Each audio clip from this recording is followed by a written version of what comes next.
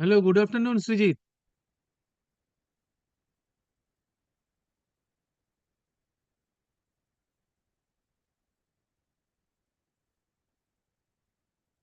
Ask to unmute.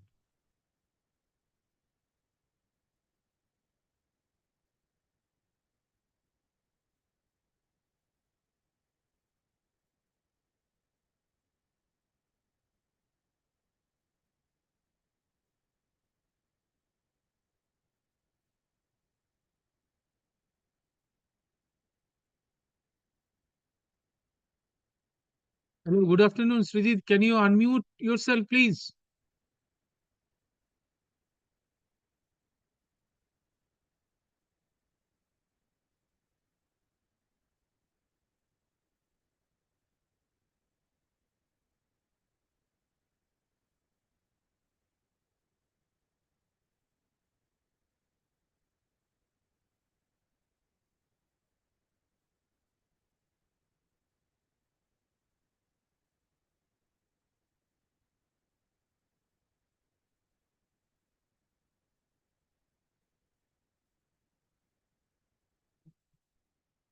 Hmm?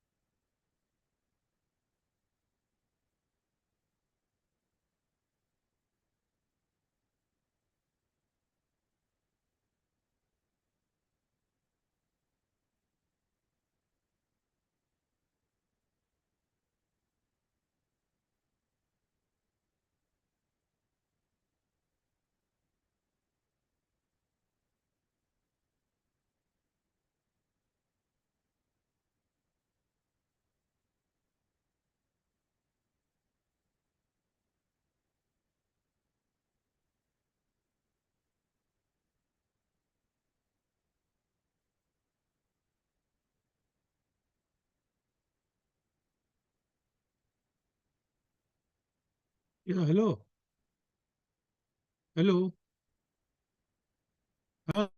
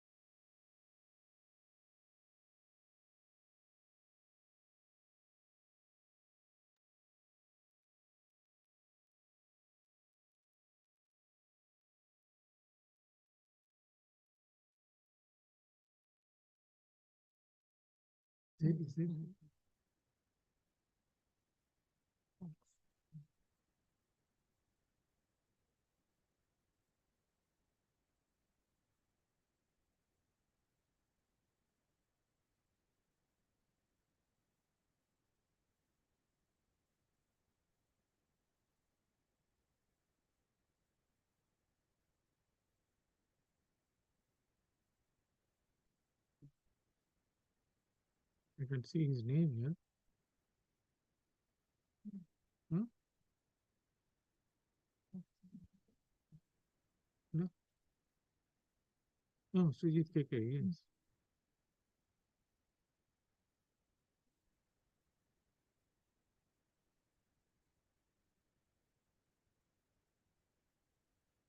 Ah, no.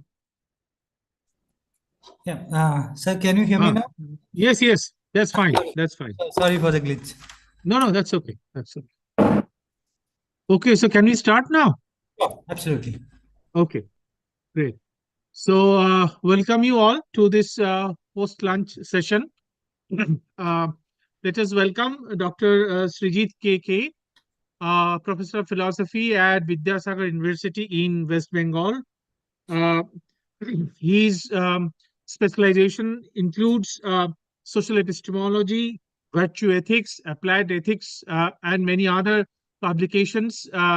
He has to his credit, which have been published in reputed professional journals. So, so over to you, Srijit. Okay, sir. Thank you. Thank you, sir. Um, Let me share the screen.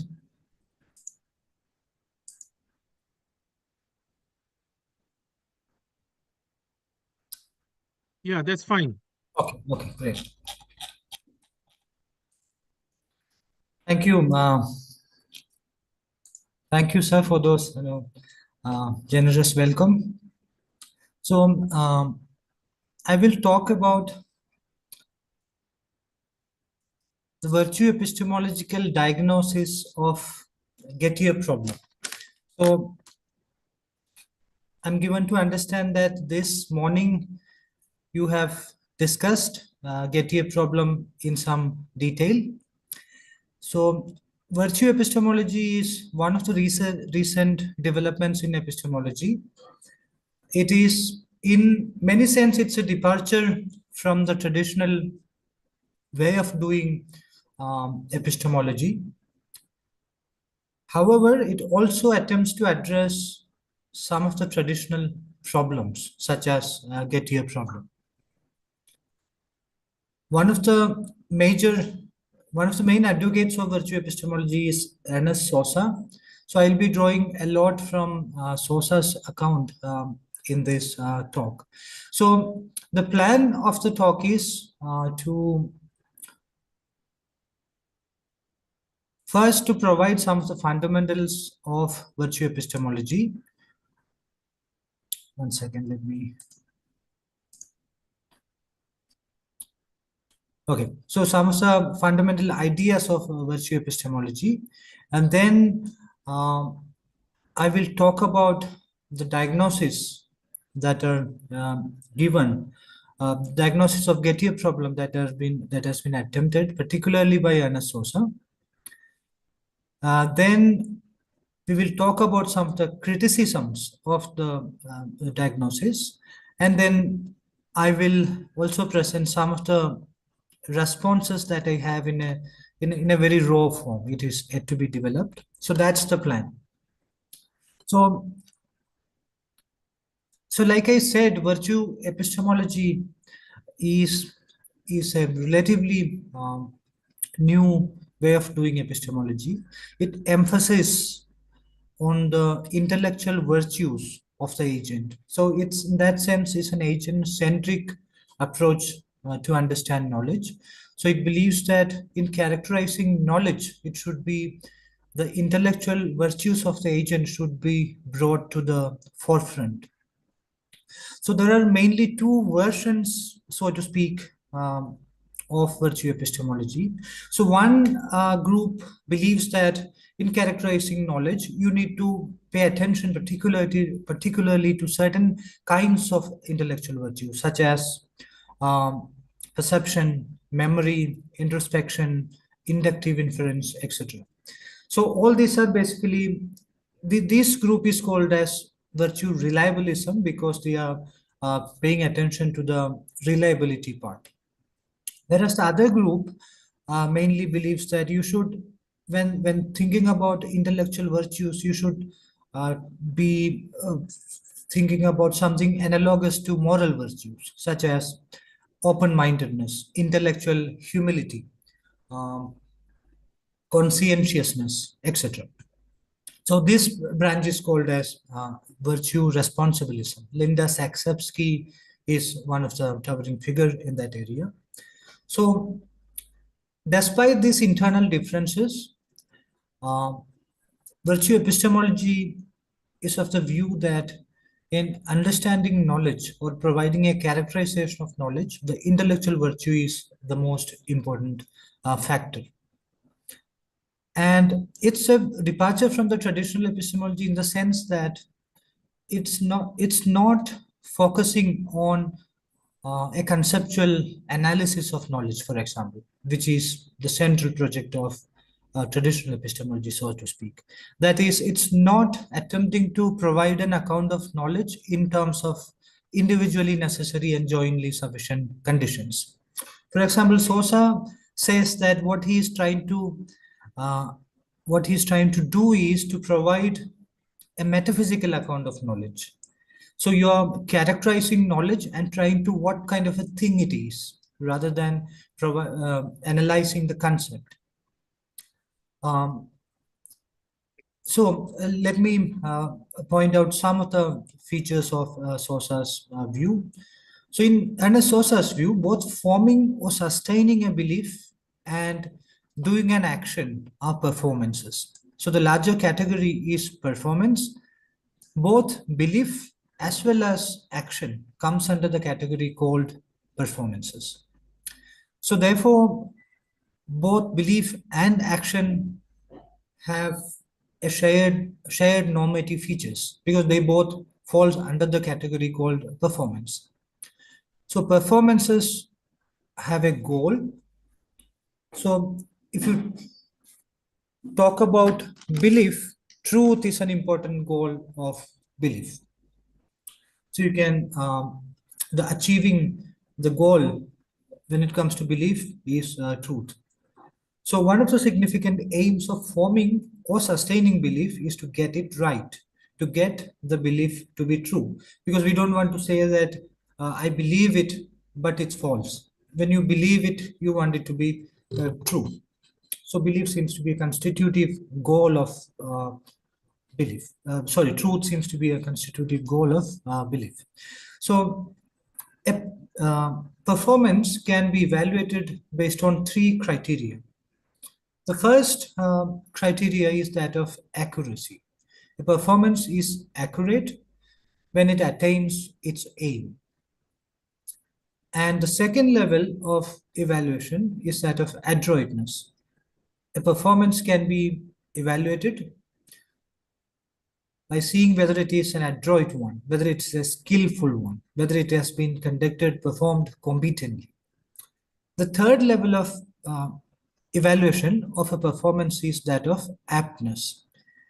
A performance is apt when the accuracy or the success of the performance is because of the adroitness of the performance. So accuracy, adroitness, and aptness. So this is the AAA structure of performance which Ernest Sosa provides us. A performance can be accurate and adroit without being apt. And that's what roughly the Getty kind of cases are. And we will be discussing examples of such cases. So I hope roughly the idea is sort of clear to you, I suppose. All right. So this is about performance in general. And when it comes to belief, belief is accurate if it is true. You can say that a belief is accurate if it is true. And belief can be said as adroit if the agent exercises her or his competence or intellectual virtues in acquiring or sustaining it. So this competence, intellectual virtues, abilities, skills, etc. are used in an interchangeable way in the virtue epistemological literature. It might be the case that on a closer analysis, there could be subtle differences between these terms. However, the virtue epistemology literature usually use them in an interchangeable manner, and I'll be following the same as well. So apt belief is knowledge. So the question, what is knowledge? The short answer is knowledge is apt belief. That is a belief that is both accurate and adroit, and it's accurate because of its adroitness. So this because of clause that we talk about is it shouldn't be understood merely in causal terms. it's often characterized as the truth is because of competence, or the accuracy is because of the competence, when the accuracy or success manifests the competence. So there is a metaphysical analysis also involved there. So it's not presented merely in a causal term. If you present merely in causal term, CATIA cases can creep in very easily. Okay. So this is what I just mentioned. The accuracy or success of a performance is because of adroitness, when the accuracy or success can be sufficiently explained by the adroitness of the performance. That is, a performance is apt, it's a successful performance, and the success, the best explanation of the success is the competence of the agent. So in such cases, the accuracy or success of the performance manifests the competence involved. Therefore, apt performance is a performance whose success manifests competence. In such cases, the success is sufficiently creditable to the agent. This is another important term, creditable. Creditability. So knowledge is a creditable success, or an apt performance is a creditable success. The success is sufficiently creditable to the agent. That's an apt performance. So knowledge is a case of apt performance. So knowledge is a case of apt performance in the realm of belief. The success or correctness or truth of the belief forming or sustaining process manifests the competence of the agent. In such cases, the success of the belief forming or sustaining process is sufficiently credited to the agent. So there are many terms, many jargons are throwing at you, I understand.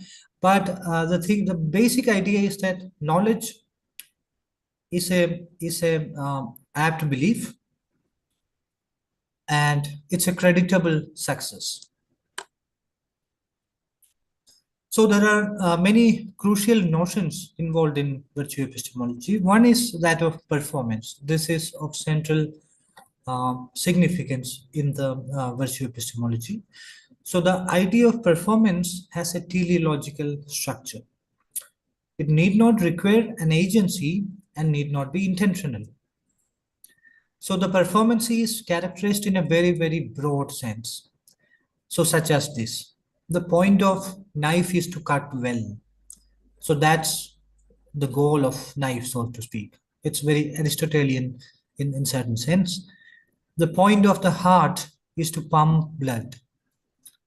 The point of going to store is to buy something. The point of believing is to get it right, so on. So in some of the cases, you know that there is no intention involved. So heartbeat.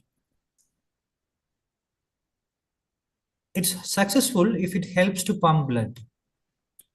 And acts as well as sustained states can be considered as performances. So it can be a particular action, or it can be a sustained state. For example, when you go to beach, very often you see a person standing just like a statue and asking for money, and they are painted in silver color all over the body, etc. So they're just standing there, but it's a sustained state. He might be here, he or she who is standing there might be thinking about something else and just standing there for a long time, but it's a sustained state nonetheless. So even that can be considered as a performance. So a long sustained, so similarly, so that's a sustained state in the case of performance. So similarly, there can be belief that are sustained for a very long time. So a long sustained belief can be considered as performance, though any continued conscious effort is not made by the agent to sustain the belief. So this is some preliminary remarks about performance. So the next idea is that of credit. So we know that one sense of praise or respect. So one sense of credit is to praise. So you credit somebody for something means you are giving certain amount of praise to that person, or you give certain amount of respect to that person for achieving something good. So that's one sense. However, Sosa construes the term without restricting it to this sense. So Sosa's usage is not restricted only to this sense of the term. It is used rather in a generic manner where the term is understood as a causal notion. So therefore, inanimate objects also can be credited with success. For example, a bridge or a ship can be credited for withstanding a storm. A thermostat can be credited for controlling the temperature, etc. So it's understood in a very mechanistic fashion. So the next idea is we have already mentioned competence. So competence is an ability to issue successful performance. But is it an ability to issue successful performance all the time? Perhaps not. So one way of understanding that is competence or intellectual virtues also for that matter, are issuing successful performances more often than not. So competence is also used in a very broad sense, and it includes inanimate objects. A bridge or ship can perform well to resist a storm since it has the relevant competence. So again, you can see how mechanistically it is used. So now, having laid out some of these notions of virtue epistemology, now I will come to the Gettier case. So I'm sure that throughout the morning you have heard a lot about Gettier case, and now you have a very good understanding as to what it is and what it is not. So I'm not sure whether I should read out this example. This is an example from Gettier's original paper. So as you have already understood, Gettier case is a case which shows that justified true belief is not a sufficient condition for knowledge. So why was it important? Because for a very long time, for a surprisingly long period of time, knowledge as justified true belief or something akin to that was prevalent in the Western philosophy. The root of this account is perhaps available in Plato. I think Plato's dialogue Meno or Theaetetus, one of them, and it in one form or the other it remained in the literature until it got challenged by Edmund Gettier very recently, 1963, if I remember correctly. So this is one of the example from his paper, that is, Smith and Jones appeared for a job interview. Smith has strong reasons to believe that Jones is the man who will get the job. The president of the company told Smith that John is the man who will get the job. Smith had counted the coins in the pocket of Jones a few minutes ago, and he believes that Jones has 10 coins in his pocket. On the basis of these, Smith reasonably infers that the man who will get the job has 10 coins in his pocket. So the preposition that he believes is the man who will get the job has 10 coins in his pocket. However, the information which Smith receives from the president of the company is false.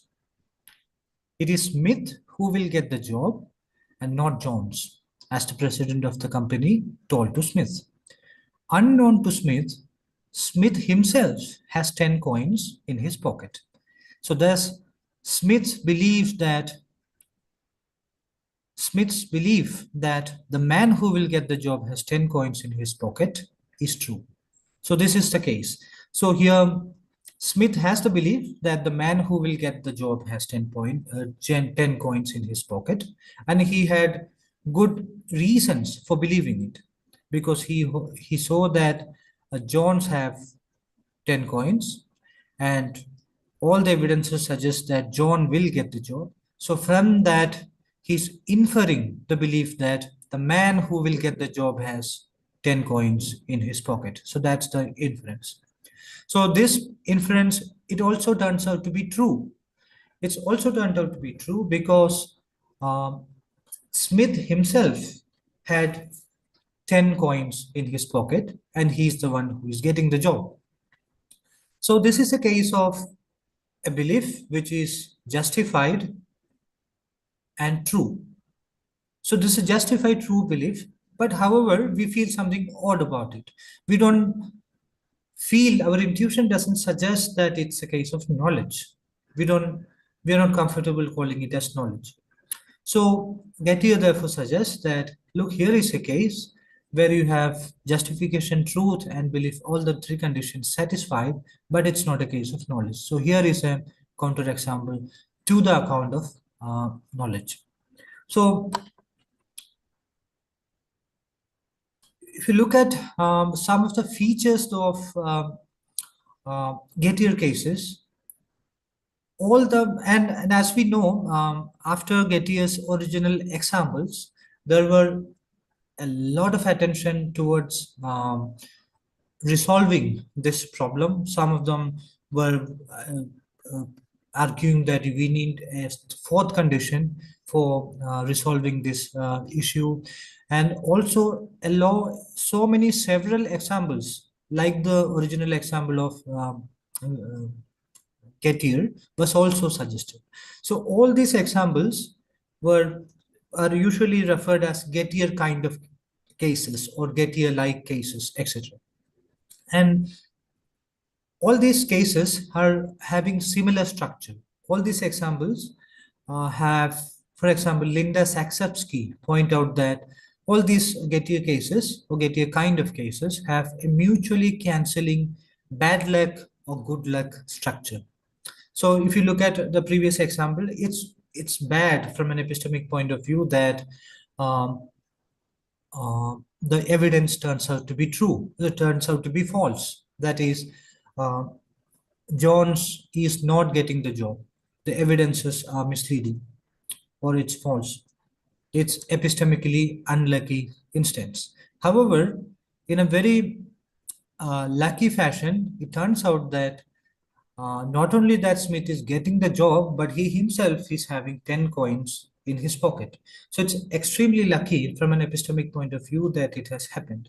So the first instance of unlucky scenario gets cancelled by the second lucky scenario.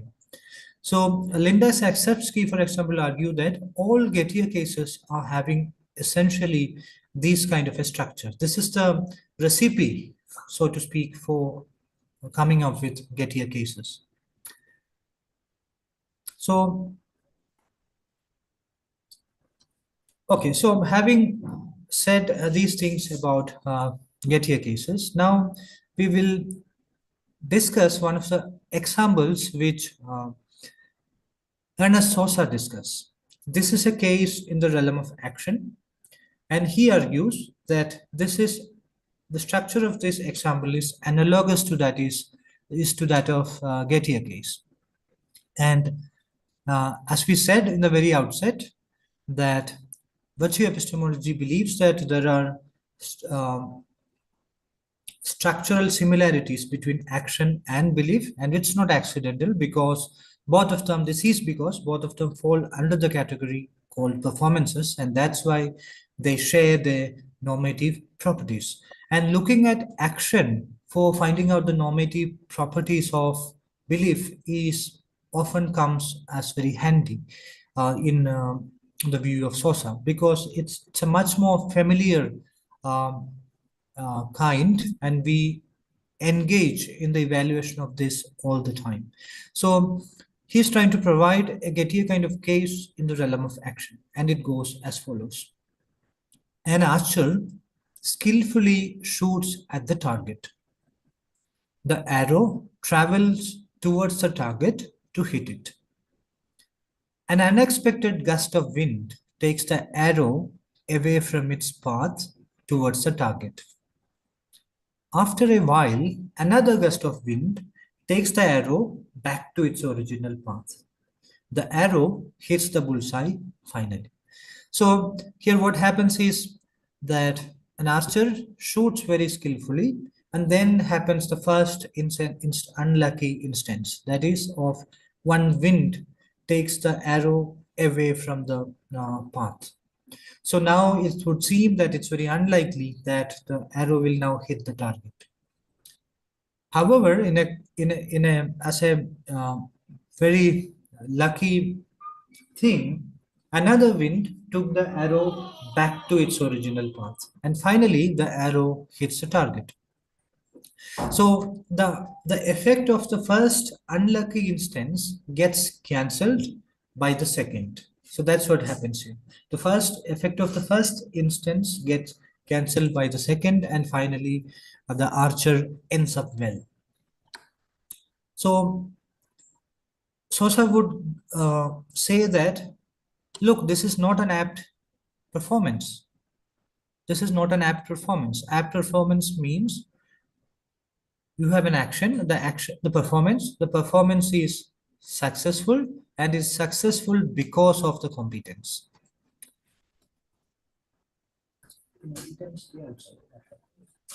Okay, so the performance is successful because of the competence. So here, Sosa would say that this success is not because of the the competence of the agent. This is rather because of the wind, perhaps. And here, the success, we wouldn't credit the success to the archer either. So, as he say, not the apt performances are cases where the success can be credited to the agent. So this is not such a case. So therefore, it is clear as to why this is um, an apt performance, and similar is the case of Gettier cases. Gettier cases are similar cases in the realm of action. So it becomes clear as to why they are not cases of knowledge, because knowledge is an apt performance and Gettier cases are not apt performances. So this is, in a nutshell, the kind of diagnosis which Sosa suggests for Gettier cases.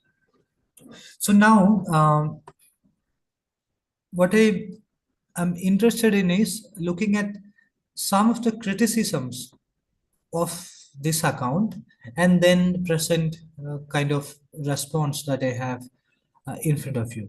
So the reason is that I have a feeling that just providing the terrain or the overall view of this will not probably help us to get a feel of what it is. And rather, if we look at some of the criticisms and then grapple with the nitty-gritties of that, maybe we'll get a feel of the project. So that's why I'm not interested in providing an overall view anymore. So this is what we will try to do in the rest of the talk. And meanwhile, any of you have any question, you can always interrupt, or if it's not very urgent, please keep it towards the end.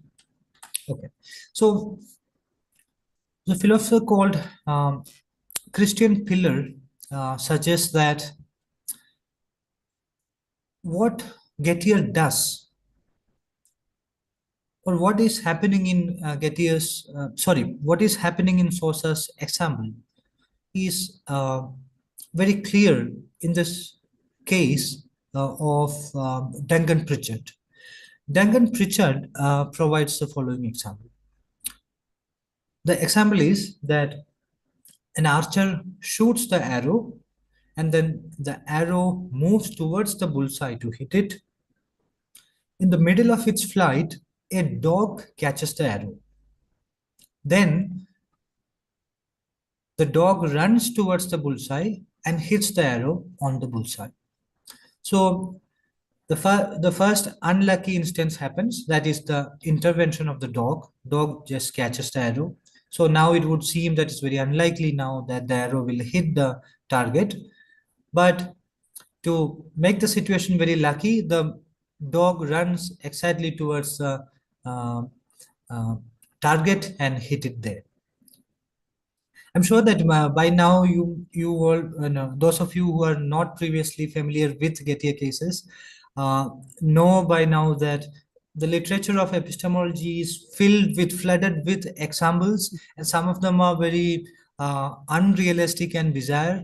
So bear with me for that. Okay. So this is the case. So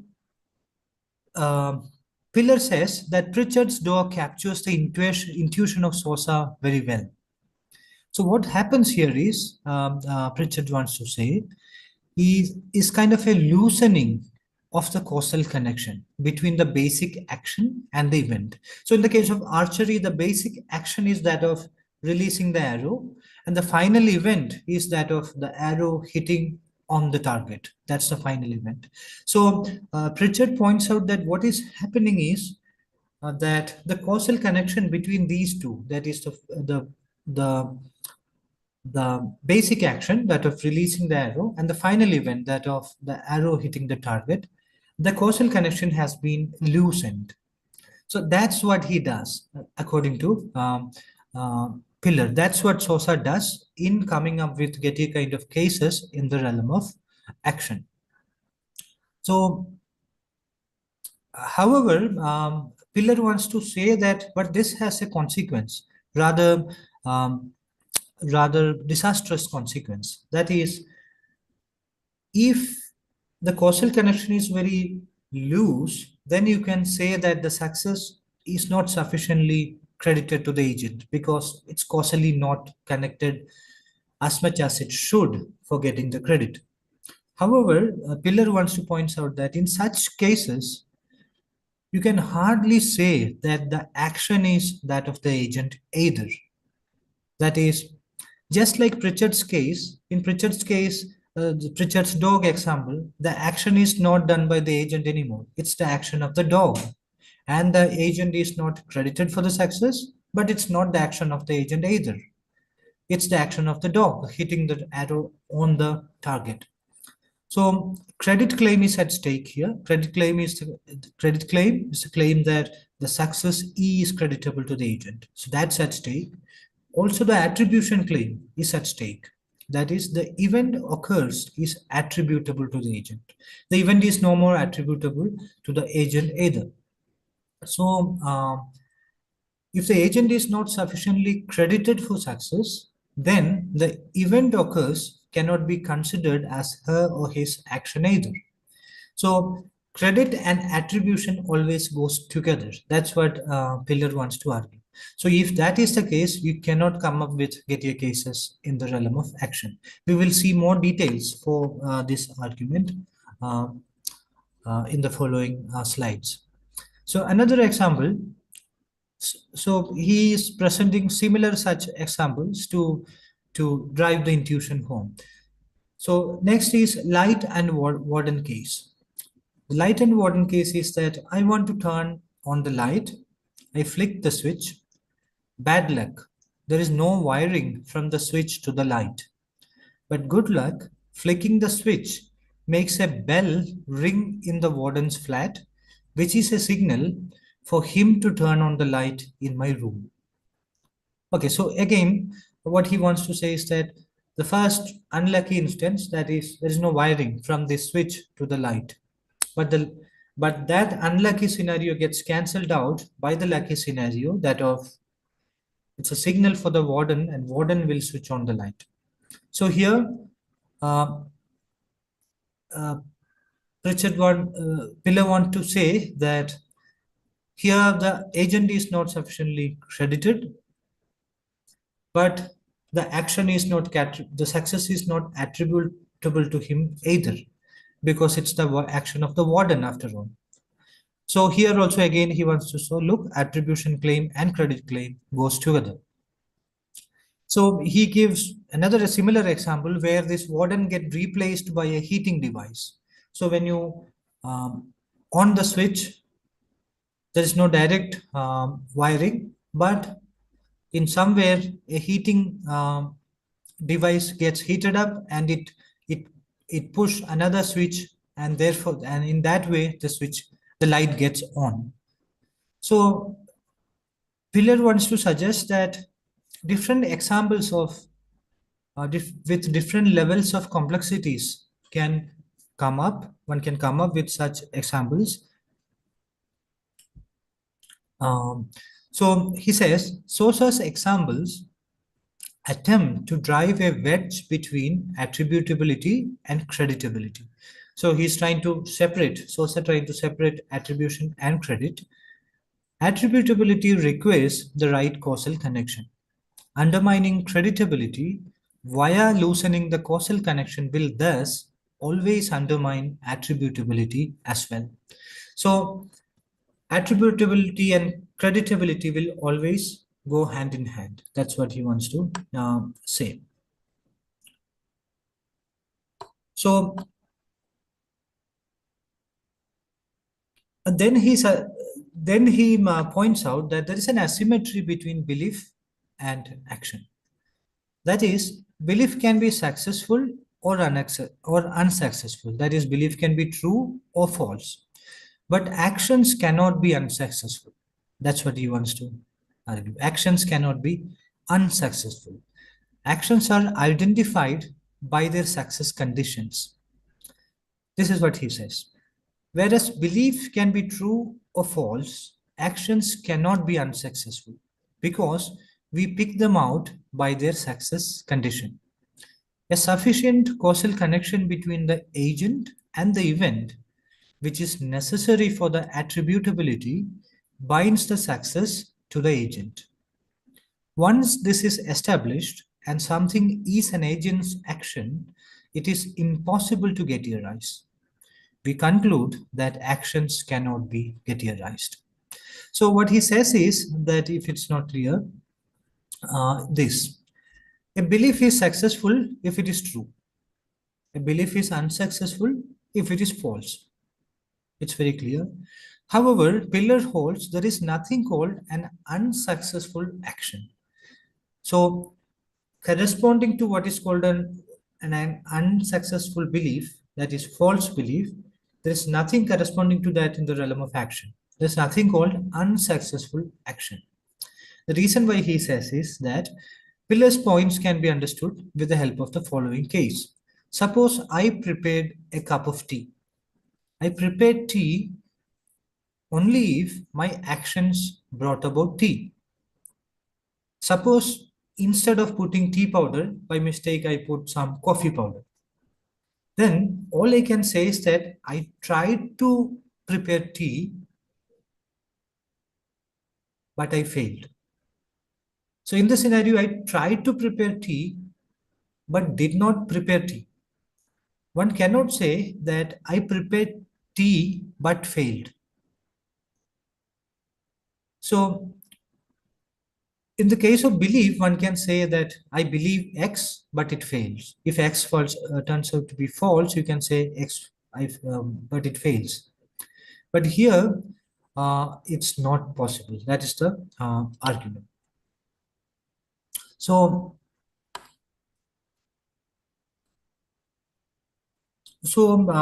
Pillar suggests that this loosening the causal connection is what Sosa does, and that is not a successful project, because if you are loosening the causal connection between basic action and the final event, whenever credit claim is at stake, attribution claim is also will be at stake. Therefore, you will never be able to come up with Gettier cases in the realm of action following that strategy. So,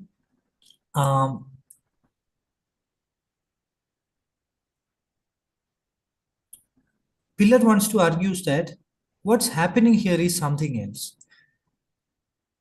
According to Pillar, it's not the strength of the causal connection that determines credit. He argues that what determines the credit is the knowledge of the environment. The knowledge of the environment determines credit according to Pillar.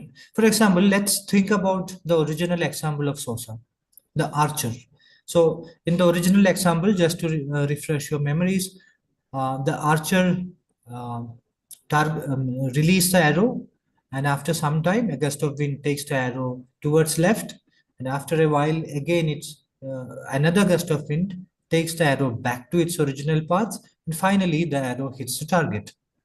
So now suppose Pillar says that while doing this, the archer knew what exactly would happen.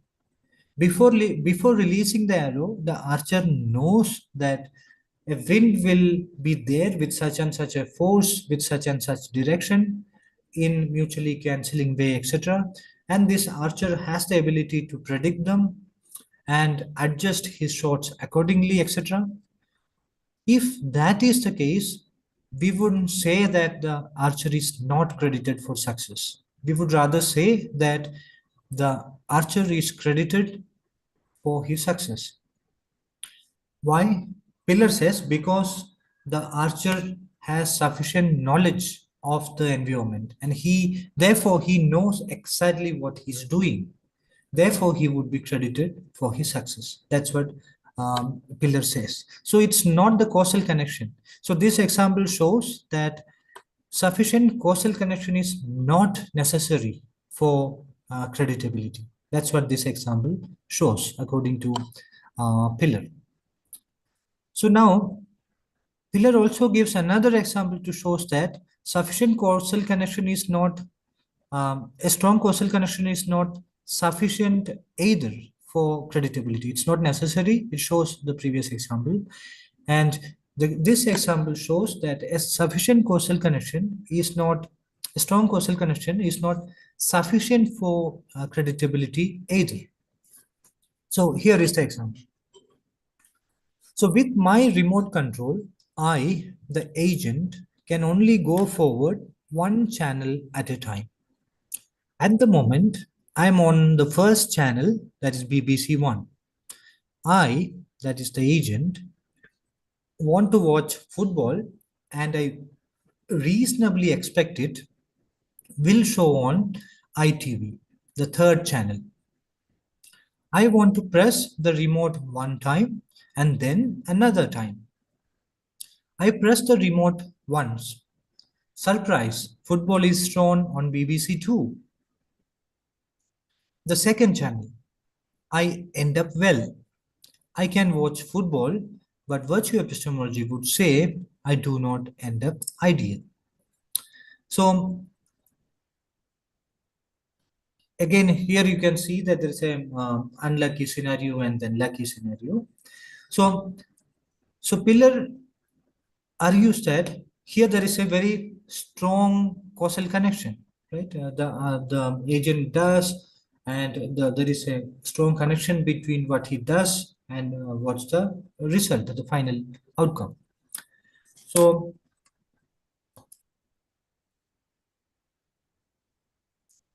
Pillar holds thus the lack of knowledge explains the lack of credit. It's not the lack of causal connection. Sir, how much time do I have? 10 minutes or? We continue this till 4 o'clock, Okay, but then we can keep say 10 minutes for question answer. sure, sir. Thank you, sir.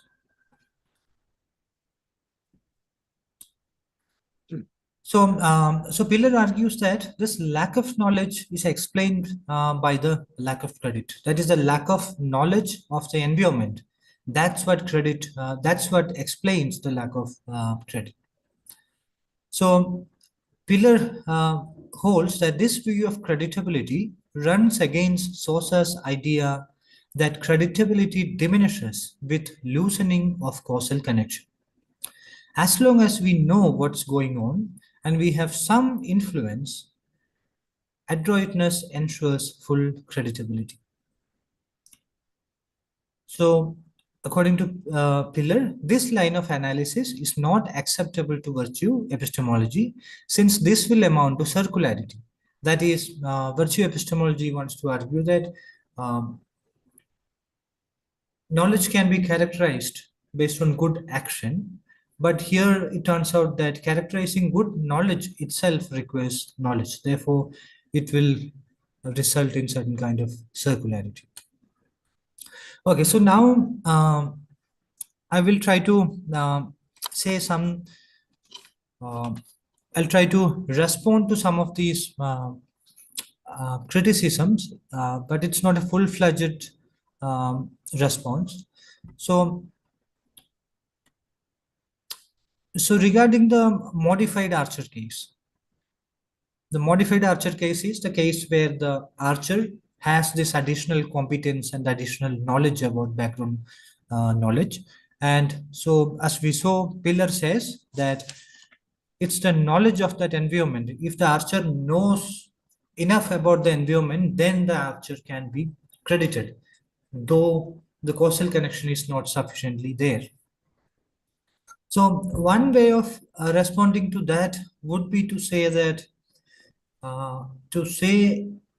in this modified case, the archer has some additional competence which the archer in the previous case didn't have. So in this case, the archer is sufficiently credited for his or her additional competence, but not necessarily because of the background knowledge. Because one can say even in the first case, the archer is having certain amount of background knowledge, such as this is the light condition, such as the environment, etc.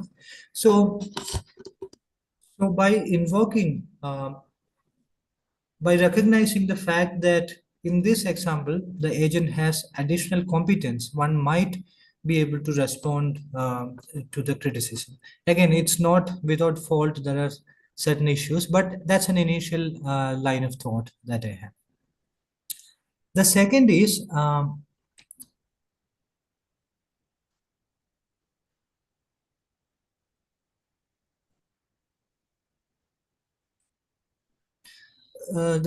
about the television and the knowledge of the environment case.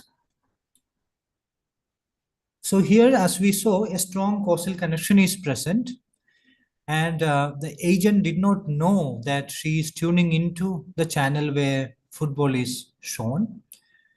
And this lack of knowledge, according to Pillar, explains why we would praise the agent to a lesser degree for her success. So here the tuning in is adroit. It was tuned in the right way, and it's also accurate. It took the agent to the channel to which she was tuning in, the second channel, and it was accurate because of adroitness. So that's an apt tuning in, so to speak. So that's the argument of Pillar. So according to Pillar, the lack of credit is explained by the lack of knowledge. However, we want to say that it's out of luck the agent ended up at the channel where football is shown. It's lucky, and it cannot be credited. Success is not sufficiently credited because the agent didn't know what he or she was doing. That he or she didn't know that he is tuning into the channel which shows football. So this lack of knowledge explains, according to Pillar, the lesser credit that we confer upon the agent. So I believe that there are difficulties with this argument of Pillar. So one is that the agent tunes into the second channel from the first channel, right? And the aim of this tuning in is to reach the second channel. The accuracy of this tuning in is decided by whether the agent reaches the second channel or not. That's the criteria based on which we will decide whether the tuning in is accurate or not. So though the agent in the example has the goal of eventually reach the channel which shows football, that's not the goal that she has in this particular tuning in. So of course she has the goal to reach at the channel which shows football eventually, but that was not the goal of the tuning or of the current tuning in. Therefore, the success condition of this tuning in should not be construed in that way.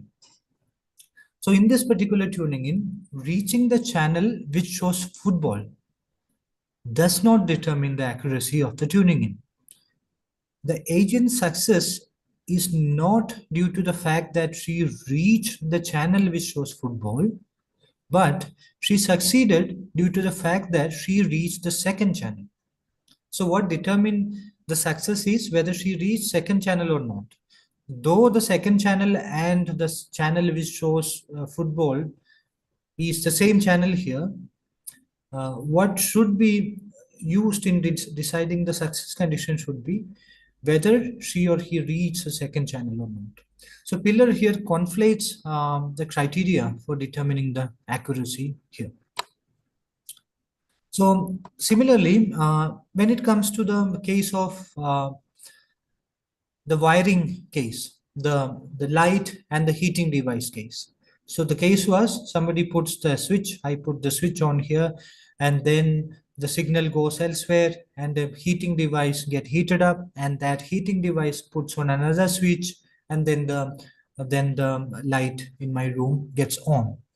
So Pillar's argument was that here again, the agent is not sufficiently credited, and it's not sufficiently credited because he didn't know enough about the background, about the environment in which she or he is operating. That's what he's saying. But I think that's perhaps not fair because, of course, the agent didn't know the details of this chain that leads to the lighting of the bulb. But that is so in the case of the normal case also. When we switch on the light, we know very little about the details of the wiring. A lot more is happening there. A lot of flow of electricity means quite a lot, flow of electrons, etc., etc. A lot of us doesn't know the nitty-gritties of that. So in that sense, we don't know a lot about the environment. But however, we are credited for the success.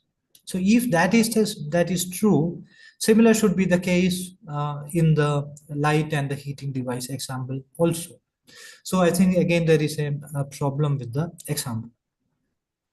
And so now, so therefore, the crux of Pillar's argument is that success, credit for success and attribution of success cannot come apart. That's the crux of his argument, as we saw. So unless the credit for success and the attribution of success can come apart, one cannot come up with a Gettier case in the realm of action. So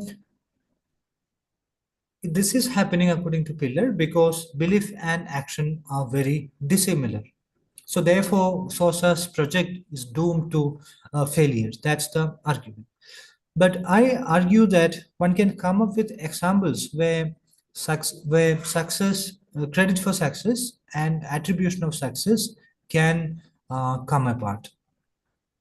So here is one. A ball, after hitting on the side of the bat of a batsman, the batter, travels towards the second slip. The fielder on the second slip dives to catch the ball. Unexpectedly, the wicketkeeper also dives towards the ball. The ball hit on the wicketkeeper and ball hit on the tip of the glove of the wicketkeeper and moves away from both the wicketkeeper and the second slip fielder. The ball hits on the helmet of a close fielder and it bounces back to the second slip fielder who was diving. The second slip fielder just folded the fingers by realizing that the ball fell right into his hand. The second slip fielder caught the ball. So here, so though it sounds like a long story, it's all this happens in a fraction of a second. So the action is accurate here because the second slip fielder caught the ball while diving. So I construe the diving catch as a hyphenated expression. Okay, so the action is accurate because the second slip fielder caught the ball while diving. And it's adroit because of two reasons. One is that the fielder dived in such a fashion where if the direction of the ball was not interfered, the fielder would catch the ball.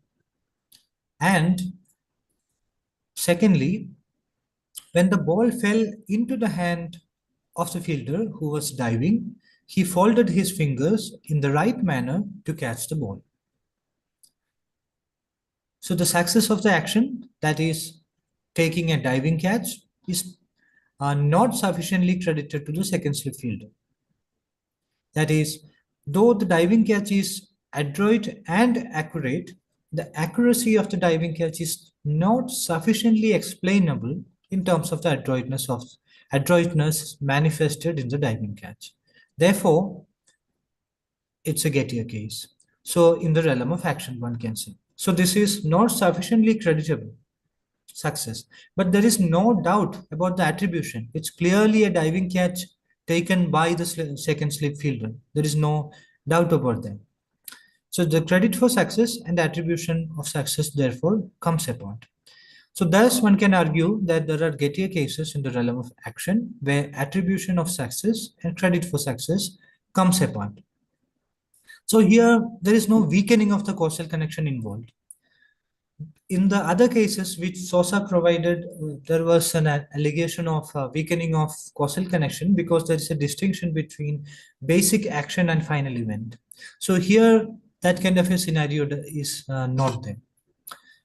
So that would suggest that weakening of the causal connection is not necessary for Sosa's view to provide a Gettier kind of case in the realm of action. So this can suggest that perhaps Piller inadequately construes Sosa's diagnosis of the Gettier problem.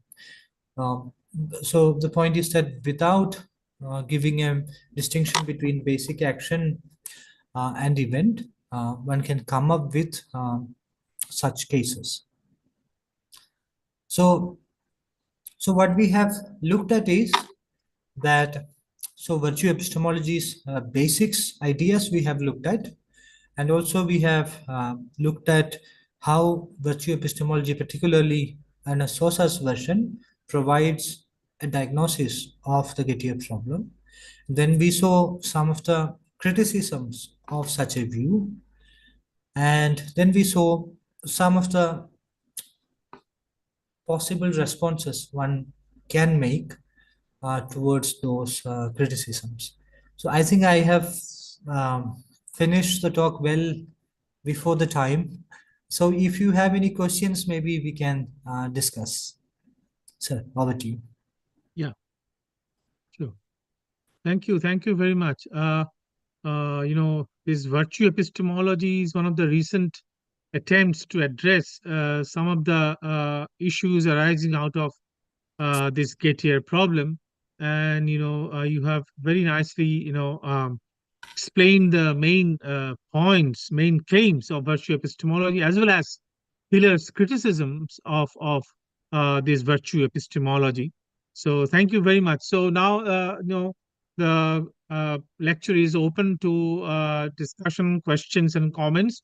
So please come forward. Good afternoon, sir. Yes, please go ahead. Yes. Sir, my question is the tea example you have shared with us. I didn't get it properly because if I fail to make the tea properly instead of make coffee, then why cannot I say that in the realm of action that actually I have failed to make the tea, make a cup of tea? Instead, we can say that we have successfully made a cup of coffee. So that I didn't get properly. Okay, the example, let's go back.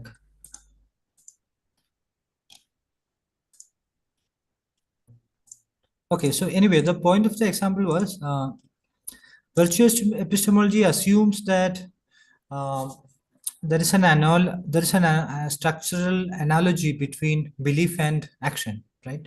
So belief and action are similar. So a belief is successful if it is true, and it is unsuccessful if it is false. So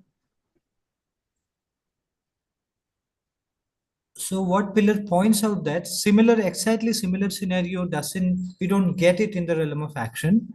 So the tea example that he provided was that suppose you are trying to make a tea, and then instead of giving tea powder, you gave coffee powder, then you failed to make tea, right?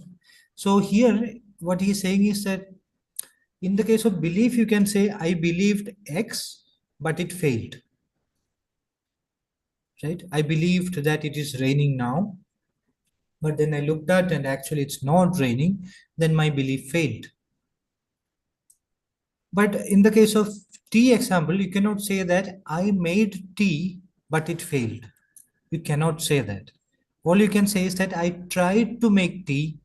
That's all you can say. You didn't make tea. You tried to make tea, right?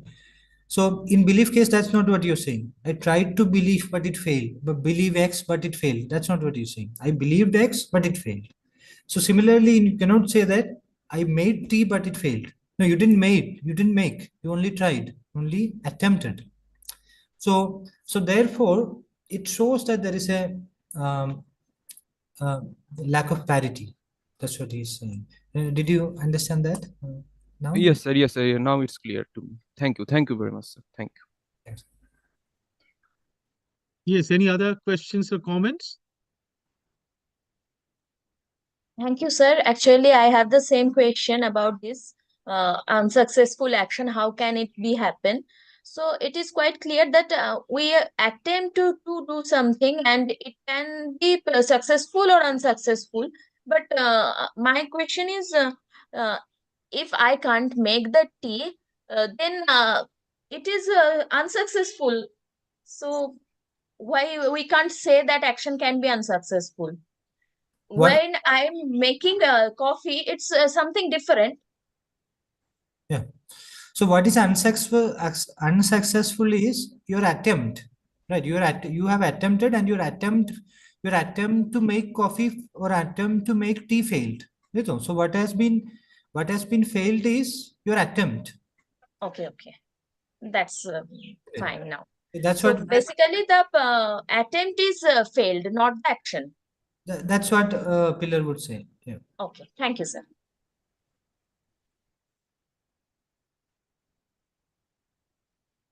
Yes, any other questions or comments or clarifications?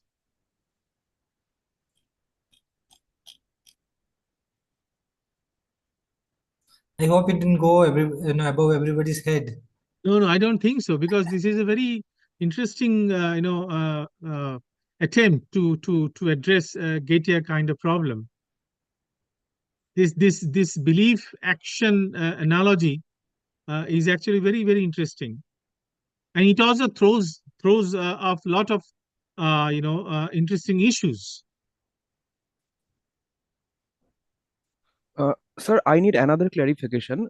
In the Archer example by the first Archer example, probably by Sosa. So here, when the Archer actually with both first bad luck happens, then good luck is happening, and after that he ultimately hits the bullseye. So here is Sosa giving the credit to the Archer or to the accident it happened?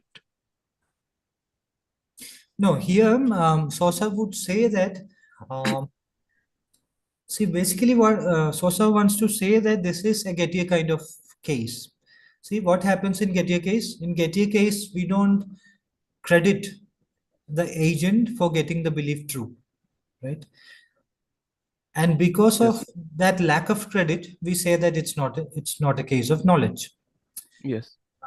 So in a similar way, Sosa wants to say that this is an analogous case of Gettier case. It's an analogous case of the Gettier scenario in the realm of action. So he would say this is a Gettier case in the realm of action. Here, two mutually cancelling good luck, bad luck scenario emerges, and finally, the agent ends up well, but it's not ideal. It's not enough to credit him or her for the success. So he would say that given the kind of situations through which the performance has gone through, it's difficult to say that the agent should be credited. See, we can you think about, suppose we are watching an archery competition, and this is happening. Okay, the archer released the arrow, then one gust of wind takes the arrow away, and suppose you are a fan of that particular archer, you would say, "Oh my goodness!" You will be concerned, you will be worried, and then another gust of wind takes it back its original, and finally it hit the arrow. You will say that, "Oh my goodness, somehow he won, somehow he got it right." That's what you would say. You will have a sigh of relief, right?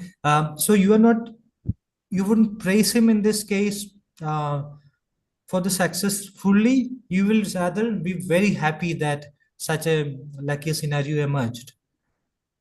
So um, so you would definitely say that, of course, he succeeded, but luck was in his favor. Yes, yes. So Yes. yeah, so he would say, by keeping those intuitions in mind, Sosa would say that this is not a case of success um, where you would sufficiently credit the agent. Oh, okay. By the Thank way, you. Thank, yeah, thanks. By the thank way, you very much. all the participants, feel free to ask questions, because this virtue epistemology, as it is an emerging field, there is a lot of conceptual, mess, so to speak, and there are a lot of lack of clarity. So if you did not understand it fully, it's not necessarily your fault. Uh, there are a lot of issues, and many get frustrated with that as well. So there is a lot of work to be done, and lack of clarity is quite natural. Well, one thing, Srijit, I was wondering, why bring in this belief action, analog? I mean, what is the justification behind, bringing this analog? I The- mean, belief in some sense is typically a mental state, right? And action does not, uh, exhaust itself in being a mental state. It is something more. So, what I mean, what is the reason behind bringing in this analog? yeah, the explicit arguments as such are not much available, but what is common to all virtue epistemologists is that they take it, most of them, as far as I know, take it as a truism that both belief and action share their normative properties. Okay, so for example, Sosa. So they are of the conviction that both our belief and action are uh,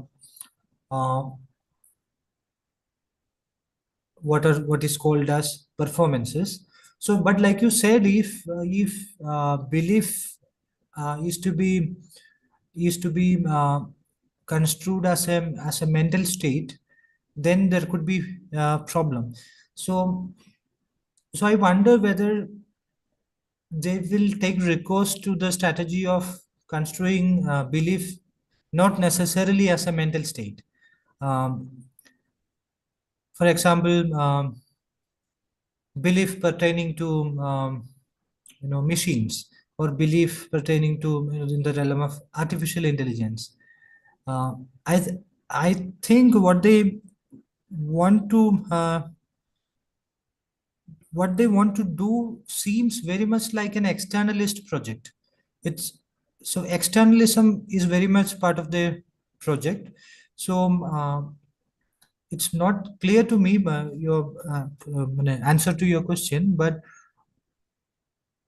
one thing that is clear to me is that they are sympathetic to an externalist approach rather than an internalist approach. So so You see, when we talk about belief, yeah. we talk about truth, because that is why we want to talk about belief, because we want to target, so to say, truth, right? Yeah, yeah. But when we talk about action, we can talk about successful action or unsuccessful action, or Mhm. even intentional action or non intended action. we normally don't talk about truth in case of action. So I was, just Okay. wondering, Oh, yeah. what made people, True, uh, true. uh, uh, uh, you know, uh, talking about belief, action analog. Oh yeah, I got what you have said. Okay, so I think here, yeah, you're absolutely right. When we talk about belief, we talk also about truth, and then one of the criteria for evaluating belief is whether your belief is true or false, right?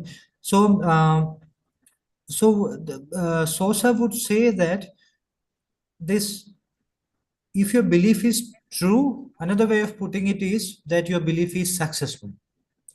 And if your belief is false, another way of putting it is that your belief is unsuccessful. So then you get a parallel at the realm of action. Action always has a goal of hitting something, etc. So action is successful if it fulfills that goal, and it is unsuccessful if it doesn't. So uh, truth is the constitutive goal of belief, whereas so if belief attains truth, you should say that we should say that is a successful belief. So the same terminology therefore similarly applicable to belief and action. That's the uh, take they would have.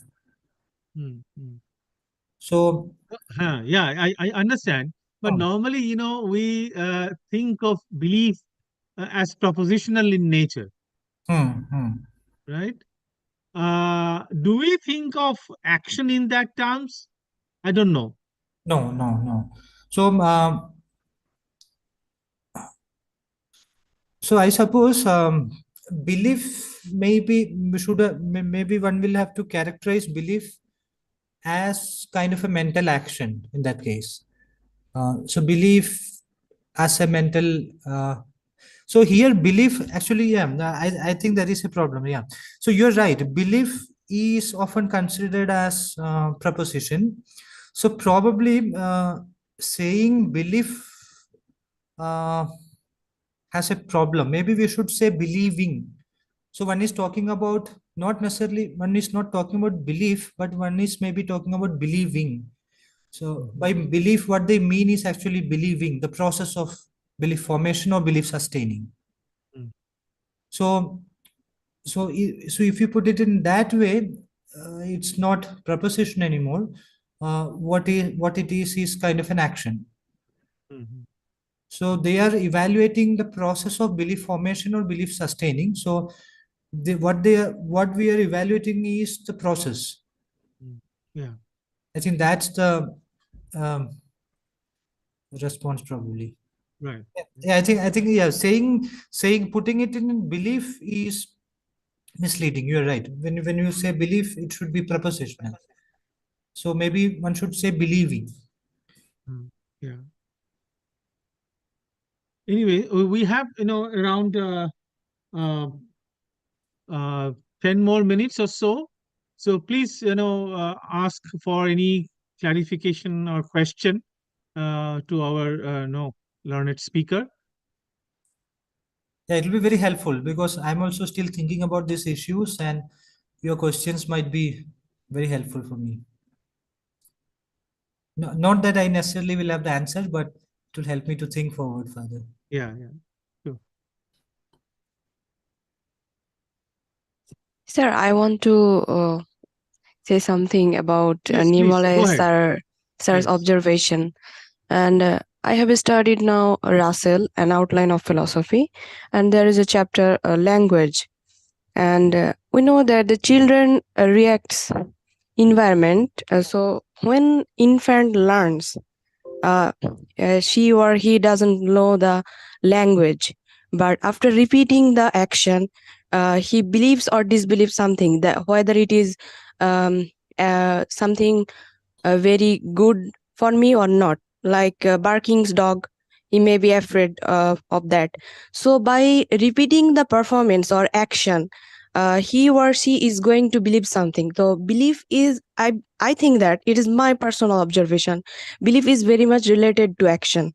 though it is mental state and action is something different. So in this way, language and learning, even psychology, so these are very much complicated issues.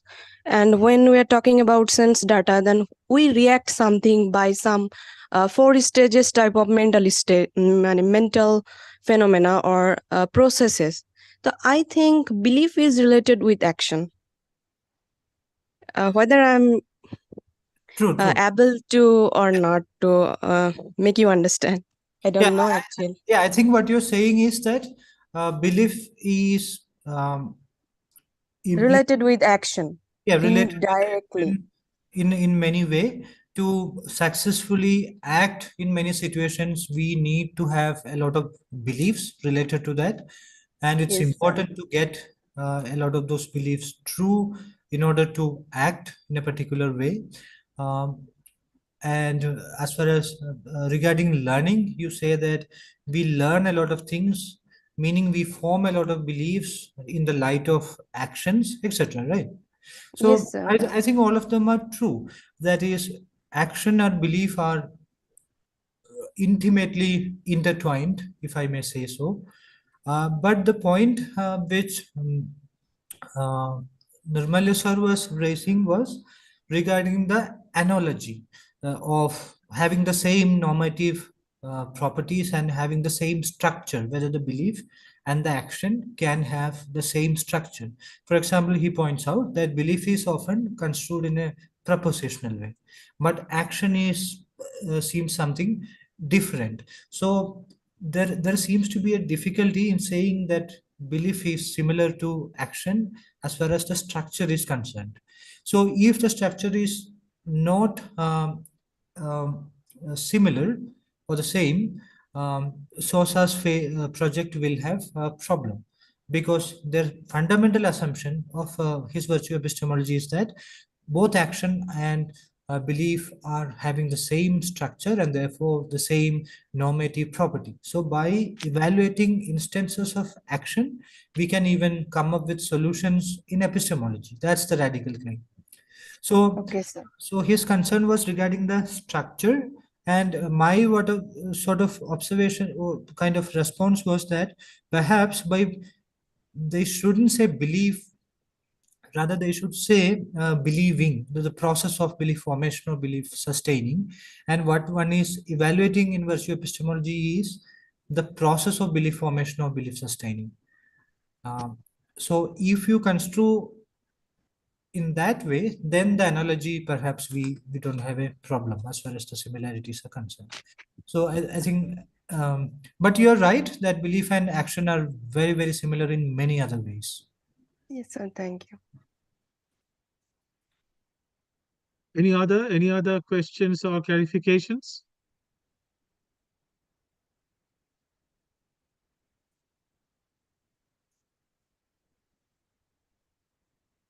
Okay, then let's end this session with sincere thanks to Dr. Srijit for presenting his reconstruction of virtue epistemology and the problems it faces. Thank you very much, Srijit. Thank you, sir. Now, thank you very much. Thank you very much for the opportunity, and also thanks to all the participants for a very active participation. I understand that it's as it is a new area, many of them are not familiar, and there is a lot of conceptual muddle in the field, and also it's afternoon session after lunch. It's hard to attend talks. Yeah. Thank you very much, Srijit. Thank you. Thanks a lot. Thanks a lot. Bye bye. Manidipati, are you there? Yes, of course, I'm Okay. here. Great. Present. Thank you very much. So, let's welcome Professor Manidipa Sanyal, who is one of the most senior professors of philosophy in Calcutta University, and her research interests include logic, epistemology, philosophy of language, and she has many important publications, books, articles to her credit. So, once again, from the morning we have been, talking about Gettier problem from different perspectives and the different attempts to address the Gettier problem. So here is Professor Sanyal to talk about JTB thesis and its limitation. Manitipati, please. Uh, where are you actually? I can't find. Yes, of course. Am I there? Yes, yes, yes. We can hear you. But I can't see you. You can't see me. Of course. Yeah. Is that there is any problem? I think maybe. Okay. I think we can see you and hear you. Yeah, of course. Of course. Okay. Thank you very much, Nimalo, for this opportunity. And I'll try my best to say whatever I can do. I don't know who are the participants, but I think as the topic is JTB thesis and its limitation, so it is concerned with the basic classical theory of knowledge and also some sort of limitation. As Srijit has already discussed about virtue epistemology, he has gone so far, then I am to go back again to JTB thesis and start, I think. Let me share my screen. Yes.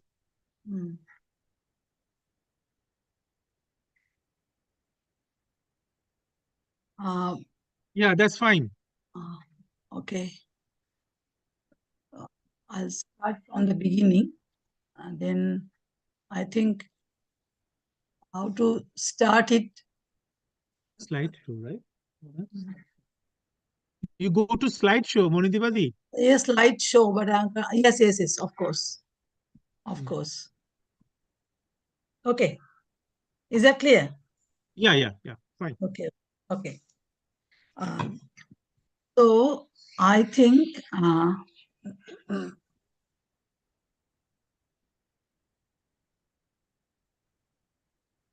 yeah.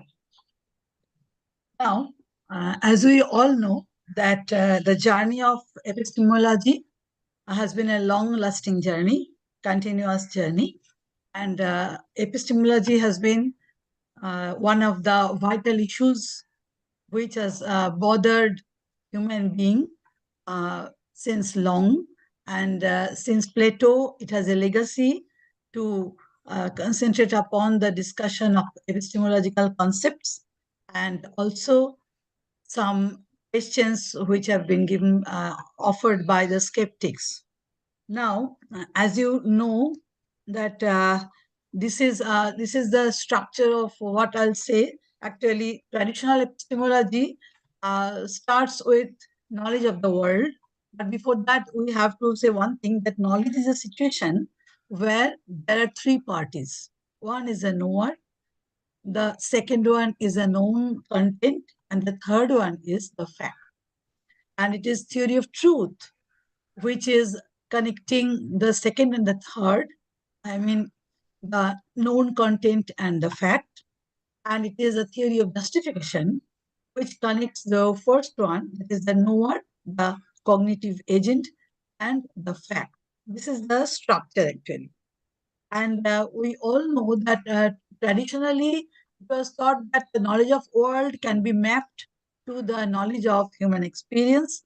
But as we all know again, that there is certain objections raised by the event of dream, hallucination, and the thinkers, the scientists thinking about the artificial stimulation of bodiless brain in a vat. So we have to distinguish between two kinds of question. One is a question about knowledge. The other is a question about our understanding of knowledge. Now, when we think about the JTB thesis and its limitation, definitely we are thinking about question about knowledge. Now, the use of the verb to know, actually we use it very often. And very often we also find that we are wrong when we are using the verb to know. Some thinkers say that no theory of knowledge can cover the uses of the term to know. We should remember the distinction between knowing how and knowing that also. And when I am talking about knowledge in this platform, actually I am using knowledge in the sense of knowing that. That means propositional knowledge. As you all know, that Immanuel Kant also considered knowledge to be propositional in nature. But it is also a fact that on several occasions we find that what we think we know, we actually don't know. So whenever somebody points out that no, what you are saying is not the fact, then we come back to the position saying either we say whatever be the case, I certainly believe it, or we say I simply knew it, or I say I thought I knew it. So we withdraw the full claim of knowledge and then we speak about some other thing. Now, if we think in this manner that whatever we think about or whatever, whenever we use the term knowledge, I know, then I claim something which I claim to be true. If it is explained in that manner, then we have to give full attendance to the term to know. And of course, we have to explain what do we mean by I know. Now, it is also a fact that since 1960, there has been a shift from internalism to externalism. What is externalism? When it is said that there is a causal theory between belief and knowledge. So, to know something means that there is a state of affairs by virtue of which, by virtue of whose truth, rather, there is a connection with our knowledge and we know. So that is called externalism. That means we refer to the external world and also there is a connection between the external world and also my thought about it or my belief about it. So there is an interconnection. Now, actually, I would like to concentrate upon three primary thinkers. One is A.J. Ayer, the other is Woosley, and the third one is Chisholm. Rather, the second one is Chisholm and then Woosley. I refer to these three thinkers because, you know, these three thinkers, they were born between 1910 and 1916.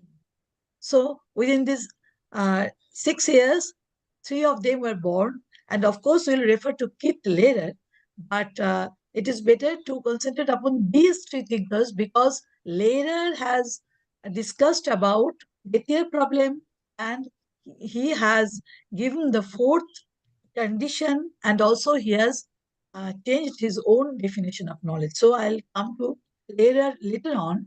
First of all, let us think about Ayer, Chisholm, and Woosley.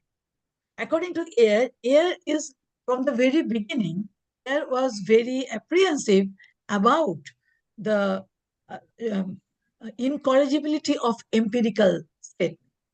He was very much thoughtful about it. So he tried to lay certain conditions, which are as follows. P is true, A is sure that P, and A has, in the relevant context, the right to be sure.